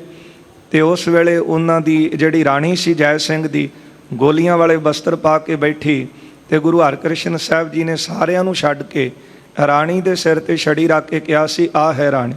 ਫਿਰ ਬੜੇ ਯਤਨ ਕੀਤੇ ਨੌਰੰਗੇ ਨੇ ਕਿ ਇੱਕ ਵਾਰੀ ਮੈਨੂੰ ਦਰਸ਼ਨ ਕਰਾ ਦਿਓ, ਤੇ ਮਹਾਰਾਜ ਜੀ ਨੇ ਪਿਤਾ ਗੁਰੂ ਹਰਿ ਸਾਹਿਬ ਜੀ ਦਾ ਬਚਨ ਕਮਾਇਆ ਕਿ ਇਸ ਮਲੇਸ਼ ਨੂੰ ਮੱਥੇ ਹੀ ਨਹੀਂ ਲਾਉਣਾ। ਐਸੇ ਹਨ ਦੀਨ ਦਿਆਲ ਸਤਿਗੁਰੂ, ਜਿਹੜੇ ਦੇਹ ਕਰਕੇ, ਸਰੀਰ ਕਰਕੇ ਤਾਂ ਛੋਟੇ ਹਨ, ਪਰ ਗੁਣਾਂ ਵਿੱਚ ਸਤਿਗੁਰੂ ਬਹੁਤ ਵੱਡੇ ਬੜੇ ਮਹਾਨ ਹਨ। ਬੜੇ ਗੁਣਨ ਮਹਿ ਅਵਤਰੇ। ਹਾਂਜੀ, ਗੁਣਾਂ ਵਿੱਚ ਬਹੁਤ ਵੱਡੇ ਹਨ। ਤਰੇ ਸੇਵ ਨਰ ਬਾਲ। ਹਾਂ, ਜਿਹੜੇ ਤਰੇ ਸੇਵ ਨਰ ਬਾਲ, ਜਿਨ੍ਹਾਂ ਨੇ ਗੁਰੂ ਹਰਿਕ੍ਰਿਸ਼ਨ ਸਾਹਿਬ ਦੀ ਸੇਵਾ ਕੀਤੀ ਨਾ, ਭਾਵੇਂ ਕੋਈ ਇਸਤਰੀ ਹੈ ਭਾਵੇਂ ਕੋਈ ਪੁਰਸ਼ ਹੈ, ਸਾਰੇ ਹੀ ਤਰੇ ਹਨ। ਸ੍ਰੀ ਹਰਿ ਕ੍ਰਿਸ਼ਨ ਸੁਜਾਸ ਕਰੇ। ਜਿਨ੍ਹਾਂ ਨੇ ਗੁਰੂ ਹਰਿਕ੍ਰਿਸ਼ਨ ਸਾਹਿਬ ਜੀ ਦਾ ਜਸ ਕੀਤਾ, ਭਾਈ ਸਾਹਿਬ ਕਹਿੰਦੇ ਭਾਵੇਂ ਇਸਤਰੀ ਤੇ ਭਾਵੇਂ ਕੋਈ ਪੁਰਸ਼ ਸੀ, ਸਾਰੇ ਹੀ ਤਰੇ। ਆਖੋ ਪਿਆਰ ਨਾਲ ਸਾਰੇ ਧੰਨ ਗੁਰੂ ਹਰਿਕ੍ਰਿਸ਼ਨ ਸਾਹਿਬ ਜੀ, ਜਿਨ੍ਹਾਂ ਨੇ ਗੁਰੂ ਹਰਿਕ੍ਰਿਸ਼ਨ ਸਾਹਿਬ ਜੀ ਨੂੰ ਯਾਦ ਕੀਤਾ। ਇਹ ਬਚਨ ਗੁਰੂ ਕਲਗੀਧਰ ਸਾਹਿਬ ਮਹਾਰਾਜ ਜੀ ਨੇ ਆਪਣੇ ਹਸਤ ਕਮਲਾਂ ਦੇ ਨਾਲ ਲਿਖੇ ਹਨ। ਚੰਡੀ ਦੀ ਵਾਰ ਦੀ ਪਹਿਲੀ ਪੌੜੀ ਆਪਾਂ ਪੜ੍ਹਦੇ ਹਾਂ ਅਰਦਾਸ ਦੇ ਵਿੱਚ, ਤੇ ਗੁਰੂ ਗੋਬਿੰਦ ਸਿੰਘ ਸਾਹਿਬ ਜੀ ਦੇ ਮੁਬਾਰਕ ਬਚਨ ਨੇ, ਸ਼੍ਰੀ ਹਰਿਕ੍ਰਿਸ਼ਨ ਧਿਆਈਐ ਜਿਸ ਡਿਠੇ ਸਭ ਦੁੱਖ ਜਾਏ। ਜਿਹਨੇ ਗੁਰੂ ਹਰਿਕ੍ਰਿਸ਼ਨ ਸਾਹਿਬ ਮਹਾਰਾਜ ਨੂੰ ਦਰਸ਼ਨ ਕੀਤੇ ਅਤੇ ਪਿਆਰ ਦੇ ਨਾਲ ਗੁਰੂ ਹਰਿਕ੍ਰਿਸ਼ਨ ਸਾਹਿਬ ਨੂੰ ਯਾਦ ਕੀਤਾ, ਧਿਆਈਐ ਦਾ ਅਰਥ ਹੈ ਧਿਆਇਆ, ਉਹਦੇ ਸਾਰੇ ਦੁੱਖ ਦੂਰ ਹੋਏ ਨੇ। ਇਹੋ ਬਚਨ ਭਾਈ ਸਾਹਿਬ ਲਿਖਦੇ ਹਨ ਕਿ ਜਿਹਨੇ ਗੁਰੂ ਹਰਿਕ੍ਰਿਸ਼ਨ ਸਾਹਿਬ ਜੀ ਨੂੰ ਯਾਦ ਕੀਤਾ, ਸੇਵਾ ਕੀਤੀ, ਭਾਵੇਂ ਕੋਈ ਪੁਰਸ਼ ਹੈ ਭਾਵੇਂ ਕੋਈ ਇਸਤਰੀ ਹੈ, ਉਹ ਸੰਸਾਰ ਸਾਗਰ ਤੋਂ ਜ਼ਰੂਰ ਤਰਿਆ ਹੈ। ਧਰਮ ਜਗਤ ਰਖ ਲੀਨਾ। 8ਵੇਂ 9ਵੇਂ ਪਾਤਸ਼ਾਹ ਧੰਨ ਗੁਰੂ ਤੇਗ ਬਹਾਦਰ ਸਾਹਿਬ ਜੀ ਦੇ ਚਰਨਾਂ ਦਾ ਮੰਗਲ ਕਰਦੇ ਨੇ, ਜਿਨ੍ਹਾਂ ਸਤਿਗੁਰਾਂ ਨੇ ਧਰਮ ਜਗਤ ਰਖ ਲੀਨ। ਧਰਮ ਦੀ ਨਈਆ ਸਨਾਤਨ ਮਤ ਦੀ ਡੁੱਬਦੀ ਜਾ ਰਹੀ ਸੀ। ਬੜਾ ਵੱਡਾ ਜ਼ੁਲਮ ਕੀਤਾ ਸੀ ਔਰੰਗਜ਼ੇਬ ਵੱਲੋਂ, ਤੇ ਉਸ ਵੇਲੇ 1.25 ਮਣ ਜੰਝੂ ਰੋਜ਼ਾਨਾ ਲਾ ਕੇ, ਤੇ ਫਿਰ ਜਿਹੜਾ ਕਸ਼ਮੀਰ ਦਾ ਉੱਥੋਂ ਦਾ ਜਿਹੜਾ ਜਰਨੈਲ ਸੀ, ਸੂਬੇਦਾਰ ਸੀ, ਉਹ ਫਿਰ ਕਹਿੰਦਾ ਸੀ ਮੈਂ ਪਾਣੀ ਪੀਆਂਗਾ। ਇੰਨਾ ਜ਼ੁਲਮ ਹੋ ਰਿਹਾ ਸੀ ਹਿੰਦੂਆਂ ਦੇ ਉੱਤੇ, ਪਰ ਧੰਨ ਗੁਰੂ ਤੇਗ ਬਹਾਦਰ ਸਾਹਿਬ ਜੀ ਦੀ ਸ਼ਰਨ ਵਿੱਚ ਆਏ, ਤੇ ਫਿਰ ਆ ਕੇ ਕਿਰਪਾ ਰਾਮ ਦੀ ਅਗਵਾਈ ਦੇ ਵਿੱਚ ਸਾਰੇ ਕਸ਼ਮੀਰੀ ਪੰਡਤ ਬੇਨਤੀ ਕੀਤੀ, ਮਹਾਰਾਜ ਅੱਜ ਧਰਮ ਦੀ ਨਈਆ ਡੁੱਬਦੀ ਜਾ ਰਹੀ ਹੈ, ਕਿਰਪਾ ਕਰੋ, ਬਾਹੇ ਅਸਾਡੀ ਪਕੜੀ ਹੈ ਸ਼੍ਰੀ ਹਰ ਗੋਬਿੰਦ ਕੇ ਨੰਦ। ਦੁਖੀ ਵਿਪਰ ਚੱਲ ਆਏ ਵਿੱਚ ਪੁਰੀ ਆਨੰਦ, ਤੇ ਬੇਨਤੀ ਕਰਨ ਲੱਗੇ ਬਾਹੇ ਅਸਾਡੀ ਪਕੜੀ ਹੈ ਸ਼੍ਰੀ ਹਰ ਗੋਬਿੰਦ ਕੇ ਨੰਦ। ਗੁਰੂ ਹਰਗੋਬਿੰਦ ਸਾਹਿਬ ਦੇ ਪੁੱਤਰ ਧੰਨ ਗੁਰੂ ਤੇਗ ਬਹਾਦਰ ਸਾਹਿਬ ਜੀ, ਸਾਡੀ ਬਾਂਹ ਫੜ ਲਓ, ਸਾਡੀ ਬਾਂਹ ਫੜਨ ਵਾਲਾ ਅੱਜ ਕੋਈ ਨਹੀਂ ਜੇ। ਤੇ ਐਸੇ ਹਨ ਦੀਨ ਦਿਆਲ ਸਤਿਗੁਰੂ ਗੁਰੂ ਤੇਗ ਬਹਾਦਰ ਸਾਹਿਬ 9ਵੇਂ ਪਾਤਸ਼ਾਹ, ਧਰਮ ਜਗਤ ਰਖ ਲੀਨ। ਫਿਰ ਸਤਿਗੁਰ ਕਹਿਆ ਬੱਚਿਓ ਘਰੇ ਜਾਓ, ਸਿਰ ਦੇ ਕੇ ਸਤ ਬਚਾਂਗਾ ਮੈਂ। ਹਿੰਦੂ ਧਰਮ ਦੇ ਬੁਝਰੇ ਦੀਵਿਆਂ ਅੰਦਰ ਤੇਲ ਆਪਣੇ ਲਹੂ ਦਾ ਪਾਂਗਾ ਮੈਂ। ਪਾਇਆ ਦੇਸ਼ ਦੀਆਂ ਜੜ੍ਹਾਂ ਵਿੱਚ ਲਹੂ ਆਪਣਾ, ਭਾਰਤ ਵਰਸ਼ ਦਾ ਬਾਗ ਤਾਂ ਫਲ ਰਿਹਾ ਏ। ਹਿੰਦੂ ਮੰਦਰਾਂ ਦੇ ਦੀਵਿਆਂ ਦੇ ਵਿੱਚ ਅੱਜ ਵੀ ਲਹੂ ਤੇਗ ਬਹਾਦਰ ਦਾ ਬਲ ਰਿਹਾ। ਧੰਨ ਗੁਰੂ ਤੇਗ ਬਹਾਦਰ ਸਾਹਿਬ ਧਰਮ ਜਗਤ ਰਖ ਲੀਨ, ਜਿਨ੍ਹਾਂ ਸਤਿਗੁਰਾਂ ਨੇ ਧਰਮ ਨੂੰ ਜਗਤ ਵਿੱਚ ਰੱਖਿਆ। ਇੰਜ ਕਹਿ ਲਈਏ ਕਿ ਗੁਰੂ ਤੇਗ ਬਹਾਦਰ ਸਾਹਿਬ ਧਰਮ ਦੀ ਚਾਦਰ ਹਨ, ਕਿਉਂਕਿ ਗੱਲ ਤੇ ਇਹ ਕਹਿ ਰਿਹਾ ਸੀ ਨੌਰੰਗਾ ਕਿ ਮੈਂ ਦੋਵਾਂ ਤੋਂ ਇੱਕ ਕਰਾਂਗਾ, ਪਰ ਗੁਰੂ ਤੇਗ ਬਹਾਦਰ ਸਾਹਿਬ ਜੀ ਨੇ ਦਿੱਲੀ ਦੇ ਵਿੱਚ ਜਦੋਂ ਮਹਾਰਾਜ ਨੂੰ ਮਿਲਿਆ ਨਾ, ਤੇ 1.25 ਮਣ ਜਿਹੜੀਆਂ ਮਿਰਚਾਂ ਮੰਗਵਾ ਕੇ ਸਤਿਗੁਰਾਂ ਨੇ ਕਿਹਾ ਸੀ ਅੱਗ ਇਹਨੂੰ ਲਾ। ਜਦੋਂ ਅੱਗ ਲਾਈ ਗਈ ਤੇ 3 ਮਿਰਚਾਂ ਜਿਹੜੀਆਂ ਸੀ ਉਹ ਸਾਬਤ ਨਿਕਲੀਆਂ। ਨਰੰਗੇ ਨੇ ਪੁੱਛਿਆ ਸੀ ਇਹ ਕੀ ਜਵਾਬ ਹੋਇਆ? ਮਹਾਰਾਜ ਕਹਿੰਦੇ ਖੁਦਾ ਨੂੰ ਇਹ ਮਨਜ਼ੂਰ ਹੈ, ਪਰਮਾਤਮਾ ਨੂੰ ਇਹ ਮਨਜ਼ੂਰ ਹੈ, ਤੂੰ 2 ਤੋਂ 1 ਕਰਨਾ ਚਾਹੁੰਦਾ ਹੈ। ਉਹ ਅਕਾਲ ਪੁਰਖ ਵਾਹਿਗੁਰੂ ਨੂੰ ਭਾਵਦਾ ਹੈ ਕਿ ਉਹਨੇ 2 ਤੋਂ 3 ਕਰਨੇ ਨੇ। ਖਾਲਸਾ ਪ੍ਰਗਟ ਹੋਵੇਗਾ ਜਿਹੜਾ ਦੀਨਾਂ ਦੀ ਦੁਖੀਆਂ ਦੀ ਸਹਾਇਤਾ ਵਾਸਤੇ, ਸੋ ਸ਼ਰਨ ਆਇਆਂ ਦੀ ਰੱਖਿਆ ਵਾਸਤੇ ਉਹ ਸ਼ਸਤਰਧਾਰੀ ਖਾਲਸਾ ਵੈਰੀ ਦੇ ਆਹੂ ਲਾਵੇਗਾ। ਇਹ ਗੁਰੂ ਤੇਗ ਬਹਾਦਰ ਸਾਹਿਬ ਸੱਚੇ ਪਾਤਸ਼ਾਹ ਦੀ ਦੇਣ ਹੈ ਕਿ ਜੇ ਗੁਰੂ ਤੇਗ ਬਹਾਦਰ ਸਾਹਿਬ ਦੀ ਸ਼ਰਨ ਵਿੱਚ ਕੋਈ ਹੋਰ ਵੀ ਆਉਂਦਾ, ਇਹ ਨਾ ਆਪਾਂ ਇਕੱਲੇ ਕਹੀਏ ਕਿ ਇਕੱਲਾ ਜੇ ਕਿਰਪਾ ਰਾਮ ਆਇਆ ਤੇ ਉਹਦੀ ਉਹ ਬਾਂਹ ਫੜੀ। ਗੁਰੂ ਦਾ ਤੇ ਦਾਰੀ ਐਸਾ ਹੈ, ਕਿਉਂਕਿ ਸਿੱਖਿਆ ਹੀ ਗੁਰੂ ਸਾਹਿਬ ਨੇ ਦਿੱਤੀ ਹੈ, ਜੋ ਸ਼ਰਨ ਆਵੈ ਤੇ ਸਕੰਠ ਲਾਵੈ। ਇਹ ਗੁਰੂ ਦਾ ਬਿਰਦ ਹੈ, ਸੁਭਾਅ ਹੈ, ਧਰਮ ਹੈ। ਇਹੋ ਬਿਰਦ ਸੁਆਮੀ ਸੰਦਾ ਗੁਰੂ ਦਾ ਧਰਮ ਹੈ। ਜਿਹੜਾ ਸ਼ਰਨ ਆਉਂਦਾ ਹੈ ਗੁਰੂ ਸਾਹਿਬ ਨੂੰ ਬਾਹੋਂ ਫੜ ਕੇ ਆਪਣੇ ਗਲ ਦੇ ਨਾਲ ਲਾ ਲੈਂਦੇ, ਤੇ ਜੇ ਕੋਈ ਹੋਰ ਆਉਂਦਾ ਤੇ ਮਹਾਰਾਜ ਨੇ ਮੋੜਨਾ ਥੋੜੀ ਸੀ। ਪਰ ਉਦੋਂ ਬਿਪਤਾ ਹੀ ਜਿਹੜੀ ਸੀ ਉਹ ਹਿੰਦੂ ਧਰਮ ਤੇ ਬਣੀ, ਤੇ ਮਹਾਰਾਜ ਨੇ ਉਹਨਾਂ ਦੀ ਬਾਂਹ ਫੜੀ। ਇਸ ਲਈ ਗੁਰੂ ਤੇਗ ਬਹਾਦਰ ਸਾਹਿਬ ਜੀ ਬਾਰੇ ਭਾਈ ਸੰਤੋਖ ਸਿੰਘ ਲਿਖਦੇ ਨੇ, ਕਹਿੰਦੇ ਧਰਮ ਜਗਤ ਰਖ ਲੀਨ, ਜਿਨ੍ਹਾਂ ਸਤਿਗੁਰਾਂ ਨੇ ਜਗਤ ਵਿੱਚ ਧਰਮ ਰੱਖਿਆ ਹੈ। ਤ੍ਰਿਣ ਸਮ ਆਪਣੋ ਦੀਨ ਸਿਰ। ਫਿਰ ਆਪਣਾ ਸਿਰ ਜਿਹੜਾ ਸੀ ਨਾ ਉਹ ਇੱਕ ਤਿਣਕੇ ਦੇ ਵਾਂਗ ਦੇ ਦਿੱਤਾ। ਜਿਸ ਤਰ੍ਹਾਂ ਇੱਕ ਤਿਣਕਾ ਉਹਨੂੰ ਤੋੜਨ ਵਿੱਚ ਨਾ ਜ਼ੋਰ ਲੱਗਦਾ ਹੈ ਤੇ ਨਾ ਤਿਣਕੇ ਦਾ ਆਪਾਂ ਦੇਖਦੇ ਹਾਂ ਕਿ ਬੰਦਾ ਕਹਿੰਦਾ ਇਹਦਾ ਮੁੱਲ ਕੋਈ ਨਹੀਂ। ਇਸ ਲਈ ਜਿਹੜੇ ਕਮਾਈ ਵਾਲੇ ਹੁੰਦੇ ਨੇ ਨਾ, ਉਹ ਆਪਣੇ ਸਿਰ ਦੇ ਨਾਲ ਮੋਹ ਨਹੀਂ ਪਾਉਂਦੇ, ਪ੍ਰੇਮ ਨਹੀਂ ਪਾਉਂਦੇ। ਉਹ ਤਾਂ ਆਪਣਾ ਸਿਰ ਤਲੀ ਦੇ ਉੱਤੇ ਧਰ ਕੇ ਆਉਂਦੇ ਨੇ ਕਿ ਇਹ ਦੇਹ ਤਾਂ ਨਾਸ਼ਵੰਤ ਹੈ, ਪਰ ਉਹ ਪਰਉਪਕਾਰੀ ਹੁੰਦੇ ਨੇ। ਜੋ ਤਉ ਪ੍ਰੇਮ ਖੇਲਣ ਕਾ ਚਾਓ, ਸਿਰ ਤਲੀ ਗਲੀ ਮੇਰੀ ਆਓ। ਇਹ ਬਚਨ ਗੁਰੂ ਗੋਬਿੰਦ ਸਿੰਘ ਮਹਾਰਾਜ ਸੱਚੇ ਪਾਤਸ਼ਾਹ ਜੀ ਨੇ ਵੀ ਲਿਖੇ ਹਨ। ਤਿਲਕ ਜੰਜੂ ਰਾਖਾ ਪ੍ਰਭ ਤਾਕਾ, ਕੀਨੋ ਵੱਡੋ ਕਲੂ ਮੈਂ ਸਾਕਾ। ਸਾਧਨ ਹੇਤ ਇਤੀ ਜਨ ਕਰੀ, ਸੀਸ ਦਿਆ ਪਰ ਸੀ ਨਾ ਉਚਰੀ। ਧੰਨ ਗੁਰੂ ਤੇਗ ਬਹਾਦਰ ਸਾਹਿਬ ਜੀ ਨੇ ਇਸ ਤਰ੍ਹਾਂ ਆਪਣਾ ਸੀਸ ਦਿੱਤਾ ਹੈ। ਸਿਰਰ ਨਾ ਦੀਨ ਪ੍ਰਵੀਨ। ਐਸੇ ਧੰਨ ਗੁਰੂ ਤੇਗ ਬਹਾਦਰ ਸਾਹਿਬ ਜੀ ਨੇ ਤੇਗ ਬਹਾਦਰ ਧੀਰ ਗੁਰ, ਇੰਨੇ ਸਤਿਗੁਰੂ ਜੀ ਧੀਰਜ ਧਾਰੀ ਹਨ ਜਿਨ੍ਹਾਂ ਸਤਿਗੁਰਾਂ ਨੇ ਸਿਰਰ ਨਹੀਂ ਦਿੱਤਾ। ਆਪਣਾ ਜਿਹੜਾ ਸਿਦਕ ਸੀ ਉਹ ਨਹੀਂ ਸਤਿਗੁਰਾਂ ਨੇ ਛੱਡਿਆ, ਕੇਵਲ ਆਪਣਾ ਸੀਸ ਦਿੱਤਾ ਹੈ। ਸੀਸ ਦਿਆ ਪਰ ਸਿਰਰ ਨਾ ਦਿਆ। ਇਹ ਗੁਰੂ ਗੋਬਿੰਦ ਸਿੰਘ ਮਹਾਰਾਜ ਜੀ ਦੇ ਆਪਾਂ ਬਚਨ ਪੜ੍ਹਦੇ ਹਾਂ। ਕਿਉਂ? ਚਾਂਦ ਭੱਟ ਲਿਖਦਾ ਹੈ ਕਿ ਜੇ ਇੱਕ ਵਾਰੀ ਬਾਂਹ ਫੜੀ ਹੈ ਨਾ, ਫਿਰ ਬਾਹੇ ਜਿਨ੍ਹਾਂ ਦੀ ਪਕੜੀ ਹੈ, ਸਿਰ ਦੀਜੈ ਬਾਹੇ ਨਾ ਛੋੜੀ। ਇਹ ਨਹੀਂ ਕਿ ਰਾਜਨੀਤਿਕ ਲੋਕਾਂ ਵਾਂਗ ਇਹ ਕਿਹਾ ਕਿ ਕੋਈ ਨਾ ਜੀ ਤੁਹਾਡੀ ਮਦਦ ਕਰਾਂਗੇ, ਤੇ ਆਉਣ ਵਾਲੇ ਸਮੇਂ 'ਚ ਕਿਹਾ ਅੱਛਾ ਕੋਈ ਇਕਰਾਰ ਕੀਤੇ ਸੀ ਉਹ ਤਾਂ ਸਾਨੂੰ ਭੁੱਲ ਹੀ ਗਏ। ਉਹ ਤਾਂ ਉਦੋਂ ਹੀ ਯਾਦ ਰਹਿੰਦੇ ਨੇ ਜਦੋਂ ਕੁਛ ਲੈਣਾ ਹੈ, ਤੇ ਜਦੋਂ ਸਮਾਂ ਨਿਕਲ ਜਾਵੇ ਤੇ ਫਿਰ ਤੁਸੀਂ ਕੌਣ ਤੇ ਅਸੀਂ ਕੌਣ। ਪਰ ਇਹ ਪੂਰੇ ਗੁਰੂ ਦਾ ਦਰ ਹੈ ਜੀ। ਜੇ ਇੱਕ ਵਾਰੀ ਗੁਰੂ ਨੇ ਬਾਂਹ ਫੜ ਲਈ ਤੇ ਫਿਰ ਸੀਸ ਦਿਆ। ਆਪਣਾ ਸੀਸ ਤਾਂ ਦੇ ਦਿੱਤਾ ਗੁਰੂ ਤੇਗ ਬਹਾਦਰ ਸਾਹਿਬ ਨੇ, ਪਰ ਸਿਰਰ ਨਾ ਦਿਆ। ਐਸੇ ਧੀਰਜ ਧਾਰੀ ਗੁਰੂ ਤੇਗ ਬਹਾਦਰ ਸਾਹਿਬ ਜੀ ਹਨ। ਸਵਈਆ ਜੋ ਜਗ ਮੈਂ ਤਨ ਹਿੰਦ ਆਹ। ਧੰਨ ਗੁਰੂ ਗੋਬਿੰਦ ਸਿੰਘ ਮਹਾਰਾਜ ਜੀ ਦਾ ਮੰਗਲ ਕਰਦੇ ਨੇ ਭਾਈ ਸਾਹਿਬ ਜੀ। ਕਹਿੰਦੇ ਜੋ ਅੱਜ ਜਗਤ ਵਿੱਚ ਸੰਸਾਰ ਵਿੱਚ ਹਿੰਦ ਧਰਮ ਦਿਖਦਾ ਹੈ, ਹਿੰਦੂ ਸਮਾਜ ਵਿੱਚ ਸੰਸਾਰ ਵਿੱਚ ਦਿਖਦੇ ਹਨ, ਸਭ ਪੈ ਉਪਕਾਰ ਵਿਸਾਲ ਕਰਿਓ। ਇਹ ਸਾਰੇ ਹਿੰਦੂਆਂ ਦੇ ਉੱਤੇ ਗੁਰੂ ਗੋਬਿੰਦ ਸਿੰਘ ਸਾਹਿਬ ਦਾ ਬੜਾ ਵੱਡਾ ਪਰਉਪਕਾਰ ਹੈ। ਅੱਗੇ ਕਹਿਣਗੇ ਕਿ ਜਿਹੜੇ ਭੁਲਾ ਗਏ, ਪੜ੍ਹੀ ਦੋ ਪੰਕਤੀ। ਮਨ ਹੈ ਜੇ ਨਾ ਅਗੀ ਨਹਿ ਕੋ ਸਮ। ਜਿਹੜਾ ਗੁਰੂ ਗੋਬਿੰਦ ਸਿੰਘ ਸਾਹਿਬ ਨੂੰ ਨਹੀਂ ਮੰਨ ਰਿਹਾ, ਕਹਿੰਦੇ ਇਹਨਾਂ ਵਿੱਚੋਂ ਤੇ ਉਹਦੇ ਵਰਗਾ ਹੋਰ ਕੋਈ ਪਾਪੀ ਨਹੀਂ। ਕਿਉਂਕਿ ਜਦੋਂ ਕਿਰਪਾ ਰਾਮ ਹੁਣੀ ਚੱਲ ਕੇ ਆਏ ਤੇ ਗੋਬਿੰਦ ਰਾਏ ਸਤਿਗੁਰੂ ਜੀ ਦੀ ਉਮਰ 9 ਵਰਿਆਂ ਦੀ, ਧੰਨ ਗੁਰੂ ਗੋਬਿੰਦ ਸਿੰਘ ਮਹਾਰਾਜ 9 ਸਾਲਾਂ ਦੀ ਉਮਰ ਸੀ ਨਾ, ਤੇ ਉਸ ਵੇਲੇ ਗੁਰੂ ਤੇਗ ਬਹਾਦਰ ਸਾਹਿਬ ਦੇ ਸਾਹਮਣੇ ਸਿਰ ਸੁੱਟ ਕੇ ਬੈਠਿਆਂ ਨੂੰ ਦੇਖ ਬਾਲ ਗੋਬਿੰਦ ਰਾਏ ਸਤਿਗੁਰੂ ਜੀ ਨੇ ਪੁੱਛਿਆ ਸੀ। ਕਹਿਣ ਲੱਗੇ ਪਿਤਾ ਜੀ ਇਹ ਕੌਣ ਨੇ? ਤੇ ਗੁਰੂ ਤੇਗ ਬਹਾਦਰ ਸਾਹਿਬ ਜੀ ਕਹਿੰਦੇ ਕਸ਼ਮੀਰੀ ਪੰਡਤ ਨੇ। ਮਹਾਰਾਜ ਇਹ ਕੀ ਚਾਹੁੰਦੇ ਹਨ? ਇੰਨੀ ਸ਼ਾਂਤੀ ਕਿਉਂ, ਡਰੇ ਕਿਉਂ ਹਨ? ਸਤਿਗੁਰੂ ਜੀ ਨੇ ਸਾਰੀ ਵਾਰਤਾ ਦੱਸੀ ਕਿ ਅੱਜ ਇਹਨਾਂ ਦੀ ਬਾਂਹ ਫੜਨ ਵਾਲਾ ਕੋਈ ਨਹੀਂ। ਤੇ ਸਤਿਗੁਰੂ ਜੀ ਕਹਿਣ ਲੱਗੇ ਪਿਤਾ ਜੀ ਤੇ ਇਹਨਾਂ ਦੀ ਬਾਂਹ ਹੁਣ ਤੁਸੀਂ ਫੜੋ। ਮਹਾਰਾਜ ਕਹਿੰਦੇ ਜਿਹੜਾ ਬਾਂਹ ਫੜੇਗਾ ਉਹਨੂੰ ਆਪਣਾ ਸਿਰ ਦੇਣਾ ਪੈਣਾ। ਸਤਿਗੁਰੂ ਤਾਂ ਸਮਰੱਥ ਨੇ, ਪਰ ਬਾਲ ਸਤਿਗੁਰੂ ਗੋਬਿੰਦ ਰਾਏ ਮਹਾਰਾਜ ਜੀ ਦਾ ਵਿਸ਼ਾਲ ਹਿਰਦਾ ਦਿਖਾਉਣ ਵਾਸਤੇ ਸੰਗਤਾਂ ਨੂੰ ਮਹਾਰਾਜ ਜੀ ਨੇ ਬਚਨ ਕਹੇ ਕਿ ਜਿਹੜਾ ਬਾਂਹ ਫੜੇਗਾ ਉਹ ਸਿਰ ਦੇਵੇਗਾ। ਤੇ ਉਸ ਵੇਲੇ ਸਤਿਗੁਰੂ ਜੀ ਕਹਿਣ ਲੱਗੇ ਗੁਰੂ ਗੋਬਿੰਦ ਸਿੰਘ ਮਹਾਰਾਜ ਕਿ ਜੇ ਮੇਰੇ ਪਿਤਾ ਦਾ ਸੀਸ ਦਿੱਤਿਆਂ ਇੰਨੇ ਬੱਚਿਆਂ ਦੇ ਪਿਤਾ ਦਾ ਸੀਸ ਬਚਦਾ ਹੋਵੇ ਤੇ ਫਿਰ ਮੈਂ ਇਸ ਨੂੰ ਵੀ ਖੁਸ਼ੀ ਖੁਸ਼ੀ ਪ੍ਰਵਾਨ ਕਰਾਂਗਾ। ਇੰਨਾ ਵੱਡਾ ਸਿਦਕ ਗੁਰੂ ਗੋਬਿੰਦ ਸਿੰਘ ਮਹਾਰਾਜ ਜੀ ਦਾ। ਇਸੇ ਕਰਕੇ ਤਾਂ ਅੱਲਾ ਯਾਰ ਖਾਂ ਜੋਗੀ ਲਿਖਦਾ ਹੈ ਨਾ, ਉਹ ਮੁਸਲਮਾਨ ਕਵੀ ਹੈ, ਉਹ ਆਪਣੀ ਕਲਮ ਨਾਲ ਲਿਖਦਾ ਹੈ ਨਾ ਕਹੂੰ ਅਬ ਕੀ ਨਾ ਕਹੂੰ ਤਬ ਕੀ, ਅਗਰ ਨਾ ਹੋਤੇ ਗੁਰੂ ਗੋਬਿੰਦ ਸਿੰਘ ਤੋਂ ਸੁਨਤ ਹੋਤੀ ਸਭ ਕੀ। ਇਸ ਲਈ ਭਾਈ ਸੰਤੋਖ ਸਿੰਘ ਬੜੀ ਭਾਵਨਾ ਦੇ ਸਹਿਤ ਲਿਖਦੇ ਨੇ ਜੋ ਜਗ ਮੈਂ ਤਨ ਹਿੰਦ ਅਹੈ।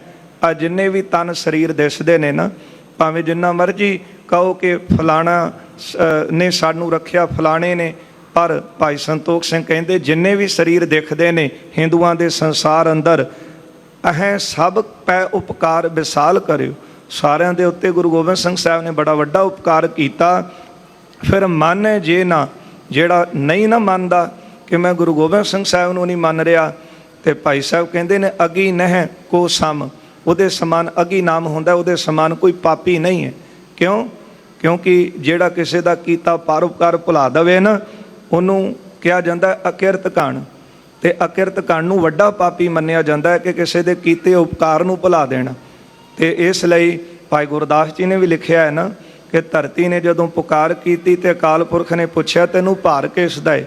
ਕਹਿਣ ਲੱਗੀ ਮੇਰੇ ਤੇ ਭਾਰ ਇਹਨਾਂ ਕਿਰਤ ਕਣ ਲੋਕਾਂ ਦਾ ਕਿ ਜਿਹੜੇ ਤੇਰੇ ਕੀਤੇ ਉਪਕਾਰ ਨੂੰ ਭੁੱਲ ਗਏ ਹਨ। ਇਸ ਲਈ ਉਹਦੇ ਸਮਾਨ ਕੋਈ ਪਾਪੀ ਨਹੀਂ ਹੈ ਜਿਹੜਾ ਗੁਰੂ ਗੋਬਿੰਦ ਸਿੰਘ ਮਹਾਰਾਜ ਸੱਚੇ ਪਾਤਸ਼ਾਹ ਜੀ ਤੋਂ ਮੁਨਕਰ ਹੋਇਆ ਬੈਠਾ ਕਿ ਮੈਂ ਗੁਰੂ ਨੂੰ ਮੰਨਦਾ ਹੀ ਨਹੀਂ ਹਾਂ। ਜਾਏ ਨਿਰੈ ਪਦ ਬੀਚ ਪਰਿਓ। ਧੰਨ ਗੁਰੂ ਗੋਬਿੰਦ ਸਿੰਘ ਸਾਹਿਬ ਸੱਚੇ ਪਾਤਸ਼ਾਹ ਜੀ ਨੇ ਇਹ ਬਖਸ਼ਿਸ਼ਾਂ ਕੀਤੀਆਂ ਹਨ ਜਿਨ੍ਹਾਂ ਸਤਿਗੁਰਾਂ ਦੀ ਕਿਰਪਾ ਦੇ ਨਾਲ। ਹਾਂ, ਭਾਈ ਸੰਤੋਖ ਸਿੰਘ ਕਹਿੰਦੇ ਨੇ ਜਿਹੜਾ ਨਹੀਂ ਮੰਨਦਾ ਉਹ ਵੱਡਾ ਪਾਪੀ ਹੈ। ਤੇ ਪਾਪੀ ਦਾ ਟਿਕਾਣਾ ਕਿੱਥੇ ਹੁੰਦਾ ਹੈ ਜੀ? ਕਹਿੰਦੇ ਫਿਰ ਪਾਪੀ ਦਾ ਟਿਕਾਣਾ ਹੁੰਦਾ ਨਰਕਾਂ ਦੇ ਵਿੱਚ। ਉਹ ਫਿਰ ਨਰਕਾਂ ਦੇ ਵਿੱਚ ਹੀ ਜਾ ਕੇ ਪੈਂਦਾ ਹੈ। ਵੀਰ ਬਲੀ ਗੁਰ ਗੋਬਿੰਦ ਸਿੰਘ। ਧੰਨ ਗੁਰੂ ਗੋਬਿੰਦ ਸਿੰਘ ਸਾਹਿਬ ਸੱਚੇ ਪਾਤਸ਼ਾਹ ਜੀ ਵੱਡੇ ਵੀਰ ਹਨ, ਸੂਰਬੀਰ ਹਨ ਤੇ ਵੱਡੇ ਬਲੀ ਯੋਧੇ ਹਨ। ਮਹਾ ਤੁਰਕਾਨ ਕੋ ਤੇਜ ਹਰਿਓ। ਜਿਨ੍ਹਾਂ ਨੇ ਮਹਾ ਤੁਰਕਾਨ ਕੋ ਤੇਜ ਹਰਿਓ, ਕਿ ਵੱਡੇ ਤੁਰਕ ਜਿਹੜੇ ਸਨ ਹੰਕਾਰੀ ਹੋਏ ਬੈਠੇ ਸਨ ਕਿ ਸਾਡੇ ਸਮਾਨ ਕਿਹੜਾ ਬਲੀ ਹੈ, ਕਿਹੜਾ ਸਾਡਾ ਮੁਕਾਬਲਾ ਕਰ ਸਕਦਾ ਹੈ। ਇੱਧਰ ਉੱਧਰ ਰਾਜ ਭਾਗ ਹੀ ਸਾਡਾ ਹੈ। ਜਿਸ ਤਰ੍ਹਾਂ ਕੁਝ ਅੱਜ ਰਾਜ ਭਾਗ ਮਿਲਣ ਤੋਂ ਬਾਅਦ ਲੋਕਾਂ ਨੂੰ, ਪਬਲਿਕ ਨੂੰ ਅੱਖਾਂ ਦਿਖਾਉਂਦੇ ਨੇ ਕਿ ਤੁਸੀਂ ਕੌਣ ਹੋ ਸਾਡੇ ਸਾਹਮਣੇ। ਧੰਨ ਗੁਰੂ ਗੋਬਿੰਦ ਸਿੰਘ ਸਾਹਿਬ ਸੱਚੇ ਪਾਤਸ਼ਾਹ ਨੇ ਦੱਸ ਦਿੱਤਾ, ਫਿਰ ਖਾਲਸਾ ਕੀ 1.25 ਲੱਖ ਸੇਕ ਲੜਾਊਂ ਤਬੈ ਗੋਬਿੰਦ ਸਿੰਘ ਨਾਮ ਕਹਾਊਂ। ਧੰਨ ਗੁਰੂ ਗੋਬਿੰਦ ਸਿੰਘ ਸਾਹਿਬ ਸੱਚੇ ਪਾਤਸ਼ਾਹ ਜੀ ਜਿਨ੍ਹਾਂ ਨੇ ਫਿਰ ਤੁਰਕਾਂ ਦਾ ਹੰਕਾਰ ਤੋੜਿਆ ਅਤੇ ਉਹਨਾਂ ਦਾ ਤੇਜ ਜਿਹੜਾ ਸੀ ਨਾਸ਼ ਕੀਤਾ। ਹਿੰਦ ਥਰਿਓ ਵੱਡ ਜੰਗ ਜੁਰਿਓ। ਜਿਨ੍ਹਾਂ ਸਤਿਗੁਰਾਂ ਨੇ ਵੱਡੇ ਜੰਗ ਕੀਤੇ ਹਨ ਉਹਨਾਂ ਦੇ ਸਦਕਾ ਹੀ ਅੱਜ ਹਿੰਦ ਧਰਮ ਜਗਤ ਵਿੱਚ ਸਲਾਮਤ ਹੈ। ਪਟ ਬ੍ਰਿੰਦ ਮਰਿਓ ਰਸ ਪੀਰ ਭਰਿਓ। ਬਹੁਤੇ ਵੀਰ ਰਸ ਹੋ ਕੇ ਸੂਰਮੇ ਜਿਹੜੇ ਸਾਨੂੰ ਜੰਗ ਦੇ ਵਿੱਚ ਯੁੱਧ ਕਰਦੇ ਤੇ ਫਿਰ ਪਟ ਬ੍ਰਿੰਦ ਮਰਿਓ। ਬਹੁਤੇ ਸੂਰਮਿਆਂ ਨੇ ਵੀਰ ਗਤੀ ਨੂੰ ਪ੍ਰਾਪਤ ਕੀਤਾ ਹੈ। ਧੰਨ ਗੁਰੂ ਗੋਬਿੰਦ ਸਿੰਘ ਸਾਹਿਬ ਸੱਚੇ ਪਾਤਸ਼ਾਹ ਨੇ ਇੱਥੋਂ ਤੱਕ ਕਿ ਆਪਣੇ ਲਾਲ ਕੁਰਬਾਨ ਕੀਤੇ ਹਨ। ਬਾਬਾ ਅਜੀਤ ਸਿੰਘ ਸਾਹਿਬ, ਬਾਬਾ ਜੁਝਾਰ ਸਿੰਘ ਜੀ, ਬਾਬਾ ਜੋਰਾਵਰ ਸਿੰਘ ਤੇ ਬਾਬਾ ਫਤਿਹ ਸਿੰਘ ਜੀ। ਪਿਆਰਾ ਸਿੰਘ ਪਦਮ ਲਿਖਦੇ ਨੇ, ਹੱਸ ਹੱਸ ਜਾਨਾ ਦੇਣ ਚੱਲੇ, ਜੋੜੀ ਇਸ ਪਾਸੇ ਜੋੜੀ ਉਸ ਪਾਸੇ, ਉਸ ਵੇਲੇ ਸਰਕਾਰ ਨੂੰ ਖਿੱਚ ਹੈ ਸੀ ਥੋੜੀ ਇਸ ਪਾਸੇ ਥੋੜੀ ਉਸ ਪਾਸੇ, ਪਰ ਇਹ ਕੋਈ ਨਹੀਂ ਆਖ ਸਕਦਾ ਜੋੜੀ ਇਸ ਪਾਸੇ ਤੋੜੀ ਉਸ ਪਾਸੇ। ਚਾਰੇ ਲਾਲ ਦਸ਼ਮੇਸ਼ ਜੀ ਨੇ ਵਾਰ ਦਿੱਤੇ, ਤੋੜੀ ਇਸ ਪਾਸੇ ਜੋੜੀ ਉਸ ਪਾਸੇ। ਮਿੱਤਰ ਪਿਆਰੇ ਨੂੰ ਹਾਲ ਮੁਰੀਦਾਂ ਦਾ ਕਹਿਣ। ਕੌਣ ਹੈ ਜੀ? ਇੱਕ ਪੁੱਤ ਕਿਤੇ ਚਲਾਣਾ ਕਰ ਜਾਵੇ ਤੇ ਸਾਰੀ ਉਮਰ ਅਥਰੂ ਨਹੀਂ ਰੁਕਦੇ, ਪਰ ਧੰਨ ਗੁਰੂ ਗੋਬਿੰਦ ਸਿੰਘ ਸਾਹਿਬ ਦਾ ਸਾਨੀ ਕੌਣ ਹੈ ਜਿਨ੍ਹਾਂ ਦੇ ਪੁੱਤ ਇੱਕ ਹਫ਼ਤੇ ਦੇ ਵਿੱਚ 4 ਲਾਲ ਚਲਾਣਾ ਸ਼ਹੀਦੀਆਂ ਪਾ ਗਏ, ਪਰ ਧੰਨ ਗੁਰੂ ਗੋਬਿੰਦ ਸਿੰਘ ਸਾਹਿਬ ਦਾ ਵਿਸ਼ਾਲ ਹਿਰਦਾ ਫਿਰ ਵੀ ਕੋਈ ਉਲਾਂਭਾ ਨਹੀਂ, ਸਗੋਂ ਅਕਾਲ ਪੁਰਖ ਵਾਹਿਗੁਰੂ ਜੀ ਦੇ ਸ਼ੁਕਰ ਵਿੱਚ ਜੁੜ ਕੇ ਉਹਦੇ ਗੀਤ ਹੀ ਗਾਏ। ਮਿੱਤਰ ਪਿਆਰੇ ਨੂੰ ਹਾਲ ਮੁਰੀਦਾਂ ਦਾ ਕਹਿਣਾ, ਤੁਧ ਬਿਨ ਰੋਗ ਰਜਾਈਆਂ ਦਾ ਓਡਣ, ਨਾਗ ਨਿਵਾਸਾਂ ਦੇ ਰਹਿਣਾ, ਸੂਲ ਸੁਰਾਹੀ ਖੰਜਰ ਪਿਆਲਾ, ਵਿੰਗ ਕਸਾਈਆਂ ਦਾ ਸਹਿਣਾ, ਯਾਰੜੇ ਦਾ ਸਾਨੂੰ ਸੱਥਰ ਚੰਗਾ, ਭੱਠ ਖੇੜਿਆਂ ਦਾ ਰਹਿਣਾ। ਐਸੇ ਦੀਨ ਦਿਆਲ ਸਤਿਗੁਰੂ ਧੰਨ ਗੁਰੂ ਗੋਬਿੰਦ ਸਿੰਘ ਸਾਹਿਬ ਸੱਚੇ ਪਾਤਸ਼ਾਹ ਜੀ, ਉਹਨਾਂ ਸਤਿਗੁਰਾਂ ਦੇ ਚਰਨਾਂ ਦੇ ਉੱਤੇ ਮੈਂ ਭਾਈ ਸਾਹਿਬ ਕਹਿੰਦੇ ਨਮਸਕਾਰ ਕਰਦਾ ਹਾਂ। ਗੁਰੂ ਨਾਨਕ ਸਾਹਿਬ ਜੀ ਤੋਂ ਲੈ ਕੇ 10 ਗੁਰੂ ਸਾਹਿਬਾਨਾਂ ਦੇ ਚਰਨਾਂ ਦਾ ਓਟ ਆਸਰਾ ਲਿਆ ਹੈ। ਸਾਧ ਸੰਗਤ, ਕਿੱਡੀ ਮਹਾਨ ਬਿਰਤੀ ਹੈ ਭਾਈ ਸਾਹਿਬ ਜੀ ਦੀ ਕਿ ਇੰਨਾ ਵੱਡਾ ਕਾਰਜ ਹੈ, ਕਿਉਂਕਿ ਗੁਰੂ ਦੀ ਗੱਲ ਕਰਨੀ, ਅਕਾਲ ਪੁਰਖ ਦੀ ਗੱਲ ਕਰਨੀ ਜੋ ਹੈ ਹੀ ਬੇਅੰਤ ਹੈ, ਇਹ ਕੰਮ ਕੋਈ ਸੌਖਾ ਨਹੀਂ ਹੈ। ਉਸ ਬੇਅੰਤ ਨੂੰ ਕੀ ਕਥਨ ਕਰ ਸਕਦੇ ਹਾਂ ਜੋ ਹੈ ਹੀ ਅਕਥ ਹੈ, ਪਰ ਇਹ ਵੀ ਬਹੁਤ ਵੱਡਾ ਕਾਰਜ ਸੀ ਜਿਹੜਾ ਭਾਈ ਸਾਹਿਬ ਦੇ ਸਿਰ ਤੇ ਹੱਥ ਰੱਖ ਕੇ ਗੁਰੂ ਸਾਹਿਬ ਜੀ ਨੇ ਸੇਵਾ ਲਈ ਹੈ। ਕਿਉਂਕਿ ਗੱਲਾਂ ਕਰਨ ਵਾਲੇ ਤਾਂ ਅੱਜ ਬਹੁਤੇ ਮਿਲ ਜਾਂਦੇ ਨੇ, ਪਰ ਕਮਾਈ ਵਾਲੇ ਬਹੁਤ ਘੱਟ ਹਨ। ਜਿਨ੍ਹਾਂ ਨੇ ਕਮਾਈਆਂ ਕੀਤੀਆਂ ਨੇ, ਗੁਰੂ ਦੀ ਗੱਲ, ਅਕਾਲ ਪੁਰਖ ਦੀ ਗੱਲ ਤਾਂ ਉਹੀ ਸੁਣਾ ਸਕਦਾ ਹੈ ਨਾ। ਬਾਕੀ ਵਾਦ ਵਿਵਾਦ ਤਾਂ ਸੰਸਾਰ 'ਚ ਚੱਲਦੇ ਹੀ ਰਹੇ ਨੇ, ਚੱਲਦੇ ਹੀ ਰਹਿਣੇ ਹਨ। ਇਸ ਲਈ ਇਹਨਾਂ ਦੇ ਭਾਈ ਸੰਤੋਖ ਸਿੰਘ ਦੇ ਚਰਨਾਂ ਦੇ ਉੱਤੇ ਵੀ ਨਮਸਕਾਰ ਹੈ ਕਿ ਜਿਨ੍ਹਾਂ ਨੇ ਇੰਨਾ ਵੱਡਾ ਇਤਿਹਾਸ ਲੈ ਕੇ ਸਿੱਖ ਪੰਥ ਨੂੰ ਖਜ਼ਾਨਾ ਬਖਸ਼ਿਆ ਹੈ। 10 ਗੁਰੂ ਸਾਹਿਬਾਨਾਂ ਦੇ ਚਰਨਾਂ ਦੇ ਉੱਤੇ ਨਮਸਕਾਰ ਕਰਕੇ ਅੱਗੇ ਭਾਈ ਸੰਤੋਖ ਸਿੰਘ ਜੀ ਕਥਾ ਲਿਖਦੇ ਹਨ। ਆਗੇ 10 ਪਾਤਸ਼ਾਹ ਕੇ ਸਿੱਖ ਸੰਗਤ ਗੁਰਦਾਸ। ਬੜੀ ਨਿਮਰਤਾ ਦੇ ਵਿੱਚ ਆ ਕੇ ਭਾਈ ਸਾਹਿਬ ਜੀ ਕਹਿੰਦੇ ਨੇ 10 ਪਾਤਸ਼ਾਹੀਆਂ ਦੀ ਜੋ ਸੰਗਤ ਹੈ ਨਾ, ਜਿਹੜੇ ਗੁਰੂ ਨਾਨਕ ਸਾਹਿਬ ਜੀ ਤੋਂ ਲੈ ਕੇ ਗੁਰੂ ਗੋਬਿੰਦ ਸਿੰਘ ਮਹਾਰਾਜ ਜੀ ਤੱਕ 10 ਸਤਿਗੁਰਾਂ ਨੂੰ ਆਪਣਾ ਇਸ਼ਟ ਜਾਣਦੇ ਹਨ। ਤੇ ਜਦੋਂ ਤੁਸੀਂ ਪੜ੍ਹੋ ਪੰਥਕ ਜਿਹੜੇ ਬੋਲ ਹਨ ਉਹ ਇਹ ਹਨ ਕਿ ਜਿਹੜਾ ਗੁਰੂ ਨਾਨਕ ਸਾਹਿਬ ਤੋਂ ਲੈ ਕੇ 10 ਪਾਤਸ਼ਾਹੀਆਂ ਗੁਰੂ ਗੋਬਿੰਦ ਸਿੰਘ ਮਹਾਰਾਜ ਜੀ ਤੱਕ 10 ਸਰੂਪਾਂ ਨੂੰ ਗੁਰੂ ਗ੍ਰੰਥ ਸਾਹਿਬ ਜੀ ਉੱਪਰ ਪੂਰਨ ਨਿਸ਼ਚਾ ਰੱਖਦਾ ਹੈ, ਉਹ ਗੁਰੂ ਕਾ ਸਿੱਖ ਹੈ। ਤੇ ਉਹਨਾਂ ਨੂੰ ਭਾਈ ਸਾਹਿਬ ਜੀ ਕਹਿੰਦੇ ਨੇ ਆਗੇ 10 ਪਾਤਸ਼ਾਹ ਕੇ ਸਿੱਖ ਸੰਗਤ ਗੁਰਦਾਸ। ਜੋ 10 ਪਾਤਸ਼ਾਹੀਆਂ ਦੀ ਸੰਗਤ ਹੈ ਤੇ ਗੁਰੂ ਕੇ ਦਾਸ ਸੇਵਕ ਹਨ। ਨਮਸਕਾਰ ਮੇਰੀ ਸਭਨਾ ਸੁਣੋ ਇਹ ਅਰਦਾਸ। ਮੇਰੀ ਉਹਨਾਂ ਦੇ ਚਰਨਾਂ ਦੇ ਉੱਤੇ ਵੀ ਨਮਸਕਾਰ ਹੈ। ਸਾਧ ਸੰਗਤ ਜੀ ਕਹਿੰਦੇ ਭਾਈ ਸਾਹਿਬ ਕਹਿੰਦੇ ਨੇ ਸੰਗਤ ਜੀ ਅਤੇ ਗੁਰੂ ਕੇ ਜੇ ਸੇਵਕ ਨੇ ਨਾ, ਉਹਨਾਂ ਦੇ ਚਰਨਾਂ ਉੱਤੇ ਵੀ ਮੈਂ ਨਮਸਕਾਰ ਕਰਦਾ, ਕਿਉਂਕਿ ਵਿੱਚ ਸੰਗਤ ਹਰ ਪ੍ਰਭ ਵਸੈ ਜੀਓ। ਜਿਹੜੇ ਗੁਰੂ ਨਾਨਕ ਸਾਹਿਬ ਜੀ, ਗੁਰੂ ਅਮਰਦਾਸ ਮਹਾਰਾਜ, ਗੁਰੂ ਅੰਗਦ ਦੇਵ ਸਾਹਿਬ, ਗੁਰੂ ਗੋਬਿੰਦ ਸਿੰਘ ਮਹਾਰਾਜ ਜੀ ਦੇ ਬਚਨਾਂ ਤੇ ਪਹਿਰਾ ਦੇਣ ਵਾਲੇ ਸਿੱਖ ਨੇ, ਉਹ ਕਿੰਨੇ ਮਹਾਨ ਸਿੱਖ ਹਨ। ਇਉਂ ਦੇਖਾ ਦੇਖੀ ਦੀ ਸਿੱਖੀ ਧਾਰਨ ਵਾਲੇ ਤਾਂ ਸਾਨੂੰ ਬਹੁਤ ਦਿਖ ਜਾਣਗੇ, ਪਰ ਕਮਾਈ ਵਾਲੇ ਜਿਹੜੇ ਸਿੱਖ ਨੇ ਉਹਨਾਂ ਦੇ ਚਰਨਾਂ ਦੇ ਉੱਤੇ ਭਾਈ ਸਾਹਿਬ ਕਹਿੰਦੇ ਮੈਂ ਨਮਸਕਾਰ ਕਰਦਾ। ਤੇ ਸੰਗਤ ਜੀ ਮੇਰੀ ਇਹ ਅਰਦਾਸ ਸੁਣੋ, ਗੁਰੂ ਸਾਹਿਬਾਨਾਂ ਦੇ ਅੱਗੇ ਤੇ ਸੰਗਤ ਦੇ ਅੱਗੇ ਬੇਨਤੀ ਕਰਦੇ ਹਨ। ਸਤਿਗੁਰ ਚਰਨ ਸਰੋਜ ਕੋ ਮੈਂ ਗੁਰੂ ਸਾਹਿਬਾਨਾਂ ਦੇ ਚਰਨਾਂ ਕਮਲਾਂ ਨੂੰ ਮਾਨਸ ਮਾਨਸ ਹੋਏ। ਤੇ ਆਪਣੇ ਮਨ ਰੂਪੀ ਮਾਨ ਸਰੋਵਰ ਦੇ ਵਿੱਚ ਧਿਆਉਣਾ ਹਾਂ। ਹਾਂਜੀ, ਮਾਨਸ ਜਨਮ ਸਕਾਰਥਾ ਤੇ ਇਹਦੇ ਨਾਲ ਮਨੁੱਖਾ ਜਨਮ ਸਫਲਾ ਹੋਵੇਗਾ। ਮਾਨਸ ਤਰ ਹੈ ਸੋਈ ਅਤੇ ਮਨੁੱਖ ਜਿਹੜੇ ਹਨ ਉਹ ਤਰ ਜਾਣਗੇ। ਇਹ ਭਾਈ ਸਾਹਿਬ ਜੀ ਦੀ ਰਚਨਾ ਬਾ ਕਮਾਲ ਹੈ, ਕਿਉਂਕਿ ਐਸੀ ਰਚਨਾ ਸਾਨੂੰ ਹੋਰ ਕਿਤੇ ਨਹੀਂ ਮਿਲਦੀ। ਇੰਨੇ ਛੰਦ, ਇੰਨੀ ਬਾ ਕਮਾਲ ਜਿਹੜੀ ਲਿਖਤ ਹੈ। ਜਾਂ ਤੇ ਗੁਰੂ ਗੋਬਿੰਦ ਸਿੰਘ ਮਹਾਰਾਜ ਜੀ ਦੀ ਰਚਨਾ ਪੜ੍ਹ ਲਈਏ, ਸ਼੍ਰੀ ਦਸਮ ਗ੍ਰੰਥ ਸਾਹਿਬ, ਉਹਦੇ ਵਿੱਚ ਚੌਪਈ, ਸਵਈਏ, ਕਬਿੱਤ, ਕਿੰਨੇ ਛੰਦ ਗੁਰੂ ਸਾਹਿਬ ਜੀ ਨੇ ਲਿਖੇ ਨੇ। ਫਿਰ ਉਸੇ ਤਰ੍ਹਾਂ ਭਾਈ ਸੰਤੋਖ ਸਿੰਘ ਜੀ ਦੇ ਇਸ ਇਤਿਹਾਸ ਵਿੱਚ ਵੀ ਇਹ ਜਿਹੜੇ ਸਾਨੂੰ ਛੰਦ ਮਿਲਦੇ ਹਨ, ਇਹ ਹੋਰ ਕਿਸੇ ਗ੍ਰੰਥਾਂ ਵਿੱਚ ਨਹੀਂ ਮਿਲਦੇ। ਫਿਰ ਲਿਖਦੇ ਨੇ ਸਤਿਗੁਰ ਚਰਨ ਸਰੋਜ ਕੋ, ਸਤਿਗੁਰੂ ਦੇ ਚਰਨਾਂ ਕਮਲਾਂ ਨੂੰ ਮਾਨਸ ਮਾਨਸ ਹੋਏ।